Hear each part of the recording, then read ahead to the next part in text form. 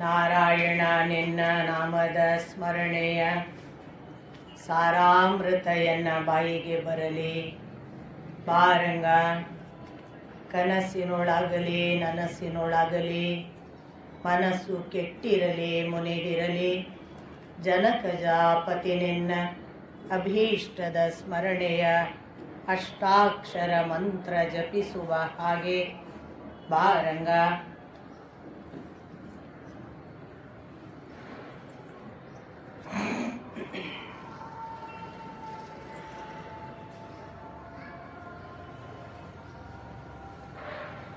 ನಾರಾಯಣಂ ನಮಸ್ಕೃತ್ಯ ನರಂ ಚೈವ ನರೋತ್ತಮಂ ದೇವೀಂ ಸರಸ್ವತೀಂ ವ್ಯಾಸಂ ತತೋ ಜಯಮುದೀರಯೇ.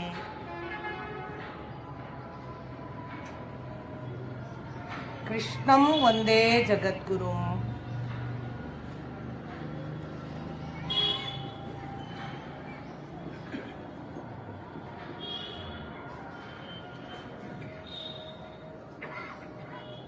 ಈ ದೇವಾಲಯದ ಶ್ರೀ ರಾಘವೇಂದ್ರ ಸ್ವಾಮೀಜಿಯವರನ್ನು ವಂದಿಸಿ ಅವರ ಆಶೀರ್ವಾದ ಬೇಡುತ್ತಾ ನಿತ್ಯ ಇಂಥದೊಂದು ಮಹಾಭಾರತ ಪ್ರವಚನ ನಡೆಯಬೇಕು ಅನ್ನುವ ಅಭೀಪ್ಸೆಯನ್ನಿಟ್ಟುಕೊಂಡು ಅದನ್ನು ನಡೆಸಿಕೊಂಡು ಬರುತ್ತಿರುವ ಎಲ್ಲ ಅರ್ಚಕ ಮತ್ತು ಜಮಖಂಡಿಯ ಭಕ್ತವೃಂದವನ್ನು ನಮಿಸಿ ನೆರೆದಿರುವ ಎಲ್ಲ ಹಿರಿಯರ ಪದತಲಕ್ಕೆ ಹಣೆಹಚ್ಚಿ ನಮಸ್ಕಾರ.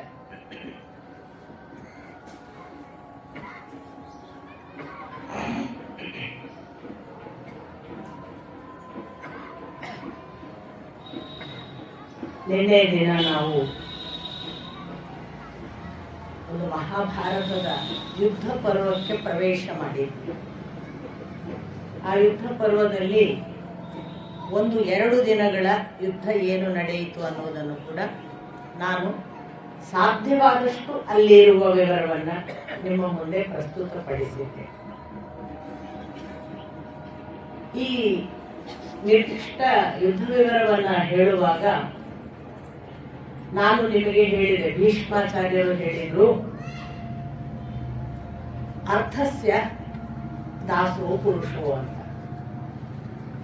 ನಾವು ಹಣದ ದಾಸರಾಗಿದ್ದೇವೆ, ಹಣ ಯಾರ ದಾಸನೂ ಆಗಿಲ್ಲ. ನಾನು ಕೌರವರ ಒಂದು ಅರ್ಥದ ಬಂಧನದಲ್ಲಿ ಸಿಕ್ಕಿಕೊಂಡಿದ್ದೇನೆ ಅನ್ನುವ ಮಾತು. ಹಾಗಾಗಿ ಅವರು ಒಟ್ಟು ಏನನ್ನು ಹೇಳಿದ್ರು ಅಂದ್ರೆ, ನಾನು ಅನ್ನದ ಋಣ ಇದೆ, ಅದಕ್ಕಾಗಿ ಈ ದುರ್ಯೋಧನನ ಜೊತೆಗೆ ಇದ್ದೇನೆ ಅಂತ. ಸ್ವಲ್ಪ ಯೋಚನೆ ಮಾಡಿದ್ರೆ ರಾಮಾಯಣದಲ್ಲೂ ಇದೇ ತರ ವಿಭೀಷಣ ಇದ್ದ. ವಿಭೀಷಣನಿಗೂ ಅನ್ನದ ಋಣ ಇತ್ತು. ಅವನು ರಾವಣನನ್ನು ಬಿಟ್ಟು ಬಂದಿದ್ದನಲ್ಲ, ಅವನು ರಾವಣನನ್ನು ಬಿಟ್ಟು ಬಂದು ರಾಮಪಕ್ಷವನ್ನು ಸೇರಿ ತನ್ನ ನಿಷ್ಠೆ ಧರ್ಮದ ಜೊತೆಗೆ ಅಧರ್ಮದ ಜೊತೆಗಲ್ಲ ಅಂತ ತೋರಿಸಿದ್ದನಲ್ಲ. ಭೀಷ್ಮಾಚಾರ್ಯರು ಯಾಕೆ ಮಾಡಲಿಲ್ಲ? ಇದಕ್ಕೆ ಈ ತರ ಯೋಚನೆ ಮಾಡಿದಾಗ ಇಬ್ಬರದ್ದು ಧರ್ಮವೇ ಅಂತ ಭಾವಿಸಬೇಕು. ಅಂದ್ರೆ ಪಕ್ಷವನ್ನು ಬಿಟ್ಟು, ಅಧರ್ಮಿಗಳ ಪಕ್ಷವನ್ನು ಬಿಟ್ಟು ಅನ್ನದ ಋಣವನ್ನು ಕಾಯುವುದು ಒಂದು ಧರ್ಮ, ಧರ್ಮವನ್ನು ಕಾಯುವುದು ಇನ್ನೊಂದು ಧರ್ಮ. ಎರಡು ಧರ್ಮವೇ, ಎರಡು ಅಧರ್ಮವಲ್ಲ. ಅನ್ನದ ಋಣಕ್ಕೆ ಮೋಸ ಮಾಡದೆ ದ್ರೋಹ ಮಾಡದೆ ಇರುವುದು ಒಂದು ಧರ್ಮ, ಅನ್ನದ ಋಣಕ್ಕೆ ದ್ರೋಹ ಮಾಡಿ ಧರ್ಮದ ಬೆನ್ನು ಹತ್ತುವುದು ಒಂದು ಧರ್ಮ. ಹಾಗಾಗಿ ವಿಭೀಷಣನದ್ದು ಒಂದು ಧರ್ಮವೇ. ಹಾಗೂ ಮಾಡಬಹುದು, ಏನು, ಅನ್ನದ ಋಣವನ್ನ ಬದಿಗಿಟ್ಟು ಧರ್ಮದ ಬೆನ್ನು ಹತ್ತುವುದು, ಅದನ್ನು ವಿಭೀಷಣ ಮಾಡಿದ, ಅದು ಧರ್ಮವೇ. ಹಾಗೆಯೇ ಉಂಡ ಮನೆಗೆ ದ್ರೋಹ ಬಗೆಯಬಾರದು ಅನ್ನುವುದೂ ಧರ್ಮವೇ. ಎರಡರಲ್ಲಿ ಯಾವುದು ಹೆಚ್ಚು ಯಾವುದು ಕಡಿಮೆ ಅಂತ ತೂಕ ಮಾಡಿ ನೋಡುವ ಹಾಗಿಲ್ಲ, ಎರಡೂ ಧರ್ಮವೇ. ಭೀಷ್ಮಾಚಾರ್ಯರು ಈ ಧರ್ಮವನ್ನು ಕಾದರು, ಏನು, ಉಂಡ ಮನೆಗೆ ದ್ರೋಹ ಬಗೆಯಬಾರದು ಅನ್ನುವ ಧರ್ಮವನ್ನು ಕಾದು, ಅವನು ಅಧರ್ಮದ ಬೆನ್ನು ಹತ್ತಬಾರದು, ಅದು ಉಂಡ ಮನೆ ಆದರೂ ತೊಂದರೆ ಇಲ್ಲ, ಧರ್ಮದ ಬೆನ್ನು ಹತ್ತಬೇಕು ಅನ್ನೋ ಧರ್ಮವನ್ನು ಕಾದ. ಇಬ್ಬರೂ ಕೂಡ ಧರ್ಮನಿಷ್ಠೆಯನ್ನೇ ತೋರಿಸಿತು. ಆ ಪಾಸಿಬಿಲಿಟಿನೂ ಇದೆ. ಈ ತರ ಬದುಕಬಹುದಾದ ಒಂದು ಧರ್ಮಶಾಸ್ತ್ರದ ನಿಯಮವೂ ಇದೆ. ಹಾಗಾಗಿ ಇವನೇನು ಅಧರ್ಮವನ್ನು ನಡೆದಿಲ್ಲ.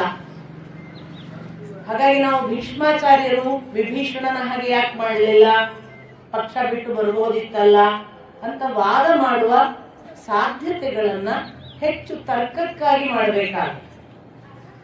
ಅವರು ಒಂದು ಧರ್ಮವನ್ನೇ ಕಾದದ್ದು ಅಂತ ಒಪ್ಪಿಕೊಂಡಾಗ ಅದು ಕೂಡ ಧರ್ಮನಿಷ್ಠೆಯೇ. ನಮ್ಮಲ್ಲಿ ಇದೆ ಅಲ್ಲ, ಉಂಡ ಮನೆ ದ್ರೋಹ ಬಗೆಬಾರದು, ಏನ್ ಬೇಕಾದ್ರೂ ಆಗಲಿ ಅಂತ. ಆ ದೃಷ್ಟಿಯಲ್ಲಿ ಬಹಳ ದೊಡ್ಡ ಧರ್ಮ. ಅಂದ್ರೆ ಎಷ್ಟು ಕೇಡು ಮಾಡಿದ್ರು ಕೂಡ ನಾನು ಊಟ ಮಾಡಿದ್ದೇನೆ ಆ ಮನೆಯಲ್ಲಿ, ಆ ಉಂಡ ಋಣವನ್ನು ನಾನು ಸಂದಾಯ ಮಾಡುವುದು ನನ್ನ ಧರ್ಮ ಅಂತ ಕಾಯ್ಕೊಂಡಿದ್ದಾರೆ ಭೀಷ್ಮಾಚಾರ್ಯರು ಅಂತ ಭಾವಿಸಬೇಕು. ಹಾಗಾಗಿ ತಪ್ಪು ಸರಿಗಳ ಜಿಜ್ಞಾಸೆಗಳ ಒಂದು ತೂಕಕ್ಕೆ ನಿಂತು ಇದು ಹೆಚ್ಚೋ ಇದು ಕಡಿಮೆಯೋ ಅಂತ ನೋಡದೆ ಎರಡೂ ಧರ್ಮ ಕಾರ್ಯ ಅಂತ ಭಾವಿಸಬೇಕು ಅಂತ ಅನೇಕ ಜನ ಜಿಜ್ಞಾಸೆ ಮಾಡುವ ವ್ಯಾಖ್ಯಾನಕಾರರು ತಲುಪುವ ತೀರ್ಮಾನ. ಇನ್ನು ಎರಡನೆಯದು, ನಿನ್ನೆ ದಿನ ನಮ್ಮ ಕಲ್ಲಹಳ್ಳಿಯ ಅಥರ್ವ ದಾರಿಯಲ್ಲಿ ಹೋಗುವಾಗ ಒಂದು ಪ್ರಶ್ನೆ ಕೇಳಿದ. ಬಹುಶಃ ಅದು ತುಂಬಾ ಒಳ್ಳೆಯ ಪ್ರಶ್ನೆ ಆದ್ರಿಂದ ನಾನು ನಿಮ್ಮ ಮುಂದೆ ಅದನ್ನ ಪ್ರಸ್ತುತಪಡಿಸ್ತೇನೆ. ಅವನು ಏನ್ ಕೇಳಿದ ಅಂದ್ರೆ, ಪಾಂಡವ ಕೌರವರು ಇಬ್ಬರು ಸೇರಿ ಯುದ್ಧ ಮಾಡಿದ್ದಾರಲ್ವಾ, ಮತ್ತೆ ಎಲ್ಲಾ ಹೆಸರಿನಲ್ಲಿ ಭೀಷ್ಮ ಪರ್ವ, ದ್ರೋಣ ಪರ್ವ, ಕರ್ಣ ಪರ್ವ, ಶಲ್ಯ ಪರ್ವ ಅಂತ ಕೌರವರದ್ದೇ ಹೆಸರು ಯಾಕೆ ಅವನ ಪ್ರಶ್ನೆ. ಅವನು ಕೇಳೋವರೆಗೆ ಆ ದಿಕ್ಕಿನಲ್ಲೇ ನಾನು ಯೋಚಿಸಿರ್ಲಿಲ್ಲ. ಅವನು ಕೇಳಿದ ಮೇಲೆ ನಾನು ಆ ಕ್ಷಣಕ್ಕೆ ಅವನಿಗೆ ಉತ್ತರ ಕೊಡುವಾಗ ನನಗೆ ಏನ್ ಹೊಳೆಯಿತು ಅದನ್ನು ನಿಮ್ಮ ಮುಂದೆ ಹೇಳುವಂಥದ್ದು. ಈಗ ನಮ್ಮಲ್ಲಿ ರೂಲಿಂಗ್ ಪಾರ್ಟಿ ಯಾವುದಿದೆ, ರೂಲಿಂಗ್ ಪಾರ್ಟಿ ಒಂದು ವೇಳೆ ಎಲೆಕ್ಷನ್ ಆದಾಗ ನಾವು ರೂಲಿಂಗ್ ಪಾರ್ಟಿಯನ್ನು ಫಸ್ಟ್ ಹೇಳೋದು, ಆಮೇಲೆ ಅಪೋಸಿಟ್ ಪಾರ್ಟಿಗೆ ಎಷ್ಟು ಸೀಟ್ ಅಂತ ಹೇಳೋದು. ಅಥವಾ ಒಂದು ರೂಲಿಂಗ್ ಪಾರ್ಟಿ ಒಂದು ಕಾನೂನು ಮಾಡಿದ್ರೆ ಆ ಕಾನೂನನ್ನ ಪಾಲಿಸಿದ ರೂಲಿಂಗ್ ಪಾರ್ಟಿಯ ಯಾರ್ಯಾರು ಪ್ರಮುಖರು ಅಂತ ಅವರ ಹೆಸರು ಮೊದಲು ನೋಡು, ಅದನ್ನು ವಿರೋಧಿಸಿದ ನಾಯಕರುಗಳನ್ನು ಆಮೇಲೆ ಹೇಳು. ಹೀಗೆ ಒಂದು ದೃಷ್ಟಿಯಿಂದ ಅದು ರೂಲಿಂಗ್ ಪಾರ್ಟಿಯವರು ಕರೆದ ಯುದ್ಧ. ರೂಲಿಂಗ್ ಪಾರ್ಟಿ ಕೌರವರಿದ್ದದ್ದು ಆಗ, ಪಾಂಡವರಲ್ಲ. ಸೊ ರೂಲಿಂಗ್ ಪಾರ್ಟಿಯವರು ಕರೆದ ಯುದ್ಧವಾದದ್ರಿಂದ ರೂಲಿಂಗ್ ಪಾರ್ಟಿಯವರ ಮುಖಾಂತರವೇ ಆ ಯುದ್ಧವನ್ನು ಗುರುತಿಸಬೇಕಾಯಿತು ಏನು. ಆದ್ದರಿಂದ ಒಂದು ಕಾರಣ ಬಹುಶಃ ಅದಕ್ಕಾಗಿ ಇಟ್ಟಿರಬಹುದು. ಇನ್ನೊಂದು, ಈಗ ನಾವು ನೋಡ್ತಾ ಬಂದ ಹಾಗೆ ನಮಗೆ ನೆನ್ಪಿಟ್ಕೊಳ್ಳಿಕ್ಕೂ ಕೂಡ ನೋಡಿ, ದೃಷ್ಟದ್ಯುಮ್ನ ಕಡೆಯವರೆಗೂ ಒಬ್ಬನೇ ಸೇನಾಪತಿ ಪಾಂಡವರಲ್ಲಿ. ಅವ್ರು ಯಾರು ಬದಲಾಗ್ಲೇ ಇಲ್ಲ, ಅವ್ರು ಕೊನೆಯವರೆಗೂ ಸಾಯಲಿಲ್ಲ. ಅಶ್ವತ್ಥಾಮ ಅವನನ್ನ ಶಿಬಿರದಲ್ಲಿ ರಾತ್ರಿ ಹೋಗಿ ಕೊಲ್ಲೋದು ನಿಮಗೆ ಗೊತ್ತಿದೆ. ಹೀಗಾಗಿ ಅಲ್ಲಿ ಬದಲಾವಣೆಗಳಿಲ್ಲ. ಇಲ್ಲಿ ಒಬ್ಬರಾದ್ಮೇಲೆ ಒಬ್ರು ಬದಲಾವಣೆ ಆಗಿದೆ. ಗುರುತಿಸ್ಲಿಕ್ಕೂ ಇದು ಹೆಚ್ಚು ಐಡೆಂಟಿಫೈಯೇಬಲ್. ಇದು 10 ದಿನ ಭೀಷ್ಮ ಪರ್ವ, ಆ ಬಳಿಕ ದ್ರೋಣ ಪರ್ವ, ಅದಾದ ನಂತರ ಕರ್ಣ ಪರ್ವ, ಅದಾದ ನಂತರ ಶಲ್ಯ ಪರ್ವ ಅನ್ನೋದು ಕೂಡ ಒಂದು ಕಾರಣ ಇರಬಹುದು. ಗುರುತಿಸಲಿಕ್ಕೆ ಅನುಕೂಲ ಆಗಲಿ ಅನ್ನೋದಕ್ಕೂ ಒಂದು ಕಾರಣ ಇರಬಹುದು. ಯಾಕಂದ್ರೆ ಆ ಕಾಲದಿಂದ ಈ ಕಾಲದವರೆಗೂ ಕೂಡ ಇವುಗಳನ್ನೆಲ್ಲ ನಾವು ಸ್ಮೃತಿಯಿಂದಲೇ ತಿಳಿಯುವುದು, ಕೇಳಿ ಮನನ ಮಾಡಿ ನೆನಪಿಟ್ಟುಕೊಂಡು ಈ ನೆನಪಿಟ್ಟುಕೊಳ್ಳಿಕ್ಕೂ ಅನುಕೂಲ ಆಗಲಿ ಅಂತ ಹಾಗಾಗಿರ್ಬೋದು ಅಂತ ಇನ್ನೊಂದು ಕಾರಣ. ಆ ದೃಷ್ಟಿಯಲ್ಲಿ ಇದನ್ನು ಈ ರೀತಿ ವಿಭಾಗ ಮಾಡಿರ್ಲಿಕ್ಕೆ ಸಾಕು. ನಿನ್ನೆ ದಿನ ನಾನು ಯುದ್ಧದ ವಿವರ ಹೇಳುವಾಗ ಎರಡನೆಯ ದಿನ ನಿಮಗೆ ಒಂದು ಸಣ್ಣ ಘಟನೆ ನಡೆದದ್ದು, ಅದನ್ನು ನಾನು ಮಾತಿನ ಓಘದಲ್ಲಿ ಹೇಳುವುದಕ್ಕೆ ಅದು ದಾಟಿ ಹೋಗಿರಬೇಕು. ಅಲ್ಲಿ ವಾಸ್ತವಿಕ ಮೊದಲನೆಯ ದಿನ ಶ್ವೇತನ ಪರಾಕ್ರಮ ನೀವು ನೋಡಿದ್ದೀರಿ. ಶ್ವೇತ ಯಾವ ಮಟ್ಟಕ್ಕೆ ಎಲ್ಲಾರನ್ನು ನಿವಾಳಿಸಿ ತೆಗೆದಿದ್ದಾನೆ. ಇಡೀ ಒಂದು ಬಹಳ ಆಶ್ಚರ್ಯ ಸಂಗತಿ ಏನು ಗೊತ್ತಾ, ಈ ಯುದ್ಧದಲ್ಲಿ ಇವರ ಮೇನ್ ಟಾರ್ಗೆಟ್ ಏನು ಅಂತಂದ್ರೆ ಮುಖ್ಯ ನಾಯಕರು ಸಾಯದ ಹಾಗೆ ನೋಡಿಕೊಳ್ಳು. ನೀವು ಗಮನಿಸ್ತಾ ಬನ್ನಿ, ಎಲ್ಲ ಯುದ್ಧ ನೋಡಿದ್ರು ಹಾಗೆ. ಅದಕ್ಕೆ ಯಾರು ಜೀವ ಕೊಡೋದು? ಈ ಕಾಲಾಡುಗಳು, ಆನೆ ಮೇಲಿರೋರು, ರಥದಲ್ಲಿ ಕೂತು ಇನ್ಯಾರೋ, ಅಂದ್ರೆ ಸಾಮಾನ್ಯ ಸೇನೆ ಇದೆಯಲ್ಲ, ಆ ಸೇನೆಯ ಕೆಲಸ ಮುಖ್ಯ ನಾಯಕನ ಹತ್ರ ಇನ್ನೊಬ್ಬ ಮುಖ್ಯ ನಾಯಕ ಹೋಗದ ಹಾಗೆ ತಡೆಯುವುದು. ಆ ಮೂಲಕ ಯುದ್ಧದಲ್ಲಿ ದಣಿವು ಉಂಟು ಮಾಡುವುದು ಎದುರು ಪಕ್ಷದವರಿಗೆ. ದಣಿವಿನಿಂದಲೇ ಅವರು ಸಾಯಬೇಕು ಮತ್ತು ಸೋಲ್ಬೇಕು. ಹಾಗಾಗಿ ಅಕ್ಷೋಹಿಣಿ ಅಂದ್ರೆ ಎಷ್ಟು ಅಂತ ಒಂದು ಲೆಕ್ಕ ಹಿಂದಿನ ಬಾರಿ ನಾನು ನಿಮಗೆ ಹೇಳಿದ್ದೇನೆ ಅಂತ ನಾನು ಭಾವಿಸ್ತೇನೆ. ಅದನ್ನ ಹೇಳುವಾಗ ಒಂದು ಲೆಕ್ಕ ಕೊಟ್ಟಿದ್ರು. ಆ ಲೆಕ್ಕ ಹೇಗೆ ಇತ್ತು ಅಂದ್ರೆ, ಪ್ರಥಮದಲ್ಲಿ ಒಂದು ಪತ್ತಿ ಅಂತ ಒಂದು ಗ್ರೂಪಿಗೆ ಹೇಳುದು. ಏನು ಪತ್ತಿಯಲ್ಲಿ ಎಷ್ಟು ಜನ ಅಂದ್ರೆ, ಒಂದು ಆನೆ, ಒಂದು ರಥ, 5 ಕಾಲಾಳು, 3 ಕುದುರೆ, ಹೀಗಿದ್ರೆ ಒಂದು ಪತ್ತಿ.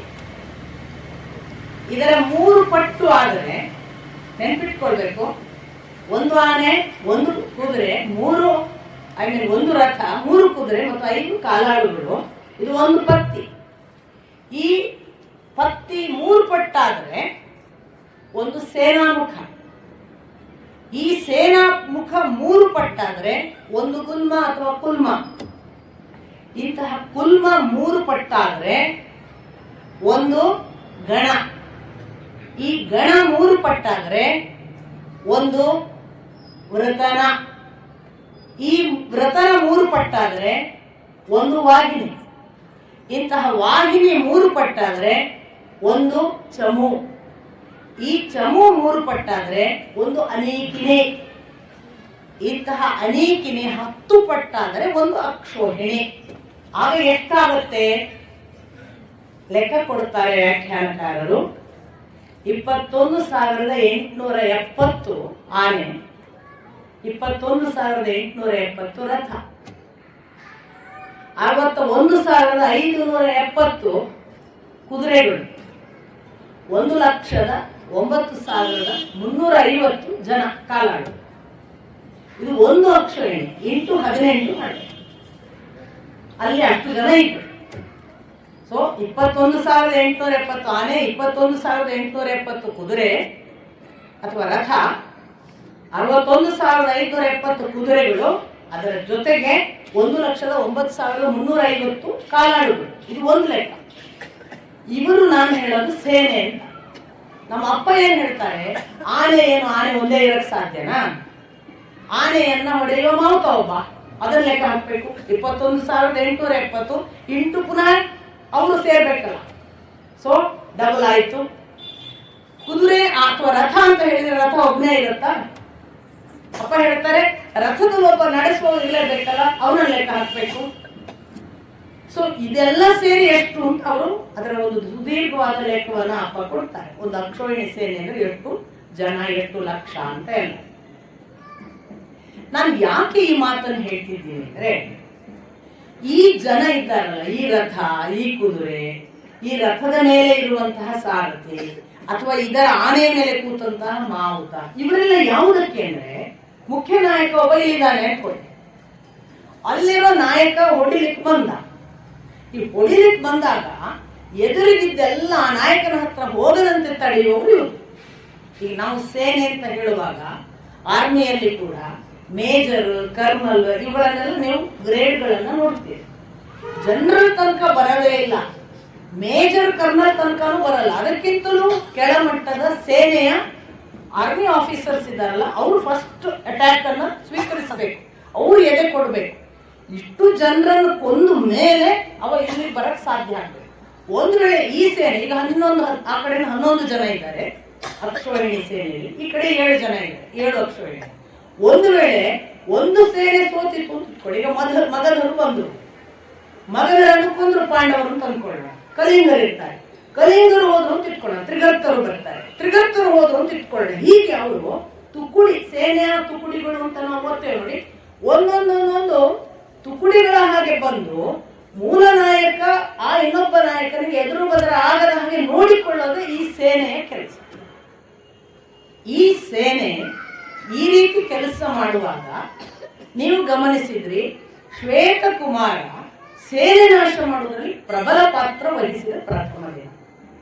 2ನೇ ದಿನ ಅರ್ಜುನನನ್ನು ಯುಧಿಷ್ಠಿರ ಕೆಣಕಿದ. ನಾನು ನಿಮಗೆ ಹೇಳಿದೆ, ಅರ್ಜುನನನ್ನು ಡೈರೆಕ್ಟ್ ಕೆಣಕಲಿಲ್ಲ, ನಿನ್ನ ಸಖ ಅಂತ ಕೃಷ್ಣನನ್ನೇ ಕೆಣಕಿದ ಹಾಗೆ ಅದು. ಅದರ ಪರಿಣಾಮವಾಗಿ ಅರ್ಜುನ ಯುದ್ಧಕ್ಕೆ ತೊಡಗಿದ. ಬಹಳ ಭಯಾನಕವಾದ ಅವನ ಯುದ್ಧ ಪ್ರಸ್ತುತವಾಗ್ತಿರುವಾಗ ವಾಸ್ತವಿಕ ಭೀಷ್ಮಾಚಾರ್ಯರ ಹತ್ರ ದುರ್ಯೋಧನ ಬಂದು ಹೇಳ್ತಾರೆ, ನಮ್ಮ ಸೇನೆ ನೋಡು, ಆ ಅರ್ಜುನನ ಪ್ರಬಲವಾದ ದಾಳಿಗೆ ಹೆದರಿ ಹಿಮ್ಮೆಟ್ಟುತ್ತಾ ಇದೆ. ನೀನಾದರೂ ನಿನಗೆ ಅವರ ಹಿತವೇ ಹೆಚ್ಚು ಮುಖ್ಯ ಅಂತ ಕಾಣ್ತದೆ. ಅವರಿಗೆ ಒಳಿತಾಗಲಿ ಅನ್ನುವ ಲಕ್ಷಣದಲ್ಲೇ ಯುದ್ಧ ಮಾಡ್ತಿದ್ದಿ. ಅವರನ್ನು ಕೊಲ್ಲುವ, ಅವರನ್ನು ಮುಗಿಸುವ ಯಾವ ವಿಚಾರವೂ ನಿನ್ನ ಬಳಿ ಇದ್ದ ಹಾಗಿಲ್ಲ. ಈ ಒಂದು ವೇಳೆ ನಿನಗೆ ಯುದ್ಧ ಮಾಡಿ ಅವರನ್ನು ನಾಶ ಮಾಡುವ ಮನಸ್ಥಿತಿ ಇದ್ದಿದ್ರೆ ನೀನು ಈ ತರ ನಾನು ಹೇಳುವರೆ ಕಾಯ್ತಿರ್ಲಿಲ್ಲ. ನೀನು ನಿತ್ಯ ರೀತಿ ನೋಡಿದ್ರೆ ನನಗೆ ಅನಿಸುತ್ತೆ ನಿನಗೆ ಯುದ್ಧ ಮಾಡುವ ಮನಸ್ಸಿಲ್ಲ. ಪುಣ್ಯಾತ್ಮ ಅಲ್ಲಿ ಭೀಷ್ಮಾಚಾರ್ಯರಿಗೆ ಅಲ್ಲಿ ಕೂತು ಏನ್ ಹೇಳ್ತಾರೆ ದುರ್ಯೋಧನ ನಿಂತು ಅಂತಂದ್ರೆ, ನೀನು ಇದನ್ನು ಮೊದಲೇ ಹೇಳಿದ್ರೆ ನಾನು ಬೇರೆ ಏನಾದ್ರೂ ವ್ಯವಸ್ಥೆ ಮಾಡಬಹುದಿತ್ತು. ನೀನು ಅದನ್ನು ನನಗೆ ಹೇಳದೆ ಈಗ ಯುದ್ಧರಂಗಕ್ಕೆ ಬಂದಾಗಿದೆ, ಮೊದಲನೇ ದಿನ ಮುಗಿದಿದೆ. ಈ ಎರಡನೇ ದಿನದಲ್ಲಿ ನಾನು ಬೇರೆ ಏನು ಮಾಡುವುದಕ್ಕೆ ಸಾಧ್ಯವಿಲ್ಲ ನಿನ್ನನ್ನು ಯಾಚಿಸುವುದನ್ನು ಬಿಟ್ಟು. ನನಗೆ ಜೀವ ಕೊಟ್ಟ ಕರ್ಣನಿದ್ದಾನೆ, ಅವನು ನನಗಾಗಿ ಪ್ರಾಣ ಕೂಡ ಮುಡಿಬಿಟ್ಟಿದ್ದಾನೆ. ಆದರೆ ನಿನಗೆ ಗೊತ್ತು, ದುರದೃಷ್ಟವಶಾತ್ ಅವನು ಕೂಡ ನಿನ್ನ ಕಾರಣವಾಗಿ ನನ್ನ ಪರವಾಗಿ ಯುದ್ಧ ಮಾಡುವುದಿಲ್ಲ. ಅಂಥ ಎಲ್ಲ ಅಸಹಾಯ ಸ್ಥಿತಿಯಲ್ಲಿ ನಾನು ನಿನ್ನನ್ನು ಕೇಳಿಕೊಳ್ತಿದ್ದೇನೆ, ಏನಾದ್ರು ಮಾಡ್ತಿದ್ರೆ ಬೇಗ ಮಾಡು ಅಂತ. ಇದು ಎರಡನೇ ದಿನ ಕೆಣಕಿದ ಮಾತು. ಕ್ಷಾತ್ರ ಧರ್ಮ ಅಂತ ಅಷ್ಟೇ ಉತ್ತರ ಕೊಟ್ಟು ಭೀಷ್ಮ ಹೋರಾಟಕ್ಕೆ ತೊಡಗಿರ್ತಾನೆ. ಆ ದಿನ ಇದು ಎರಡನೇ ದಿನ. ಈ ಎರಡನೇ ದಿನದ ನಂತರ ಮೂರನೇ ದಿನ ಯಾಕೆ ನಮಗೆ ಪ್ರತಿದಿನವೂ ಒಂದೊಂದು ವ್ಯೂಹ ಬದಲಾವಣೆ ಅಂತೂ ಇದೆ. ಅದು ಏನು, ಯುದ್ಧ ಕಾರ್ಯದಲ್ಲಿ ಅದರ ರಚನೆಯನ್ನ ಯಾವ ದೃಷ್ಟಿಯಿಂದ ಮಾಡ್ತಾರೆ, ಆ ಒಂದು ಮ್ಯಾಥಮೆಟಿಕ್ಸ್ ಅವರು ಮ್ಯಾಥಮೆಟಿಕಲಿ ಮಾಡ್ತಾರೆ ಅಂತ ಕಾಣ್ತದೆ. ಅದನ್ನೆಲ್ಲ ಬಹುಶಃ ಯುದ್ಧಶಾಸ್ತ್ರವನ್ನು ನಮ್ಮಲ್ಲಿರುವ ಆರ್ಮಿಯವರೆಲ್ಲ ಸ್ಟಡಿ ಮಾಡಬೇಕು. ಈಗ ಅಂತ ಯುದ್ಧದ ಅವಶ್ಯಕತೆಯೇ ಇಲ್ವಲ್ಲ, ಮೇಲಿನ ಬಾಂಬ್ ಹಾಕೋದು ತಾನೆ. ಹಾಗಾಗಿ ಹೇಗಿದ್ರೆ ಏನು, ಬೆಳಗಿನವ್ರು ಯುದ್ಧ ಮಾಡ್ತಿರ್ಲಿ, ಮಲ್ಕೊಂಡಿರ್ಲಿ, ನಿದ್ರೆ ಮಾಡ್ಲಿ, ಕೊಲ್ಲಕ್ ಬರುತ್ತೆ. ಮುಂಚೆ ಹಾಗಲ್ಲ, ಎದುರಾಗೋದ್ರು ಬರ್ಬೇಕು.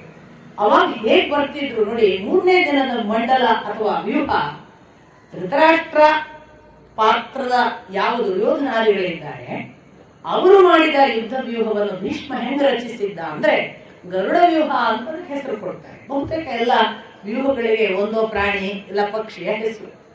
ಬಹುಶಃ ಮೇಲಿಂದ ಹೀಗೆ ನೋಡಿದ್ರೆ ಅದು ಗರುಡನ ಆಕಾರದಲ್ಲಿ ಅವ್ರು ನಿಂತಿರ್ತಾರೋ ಏನು.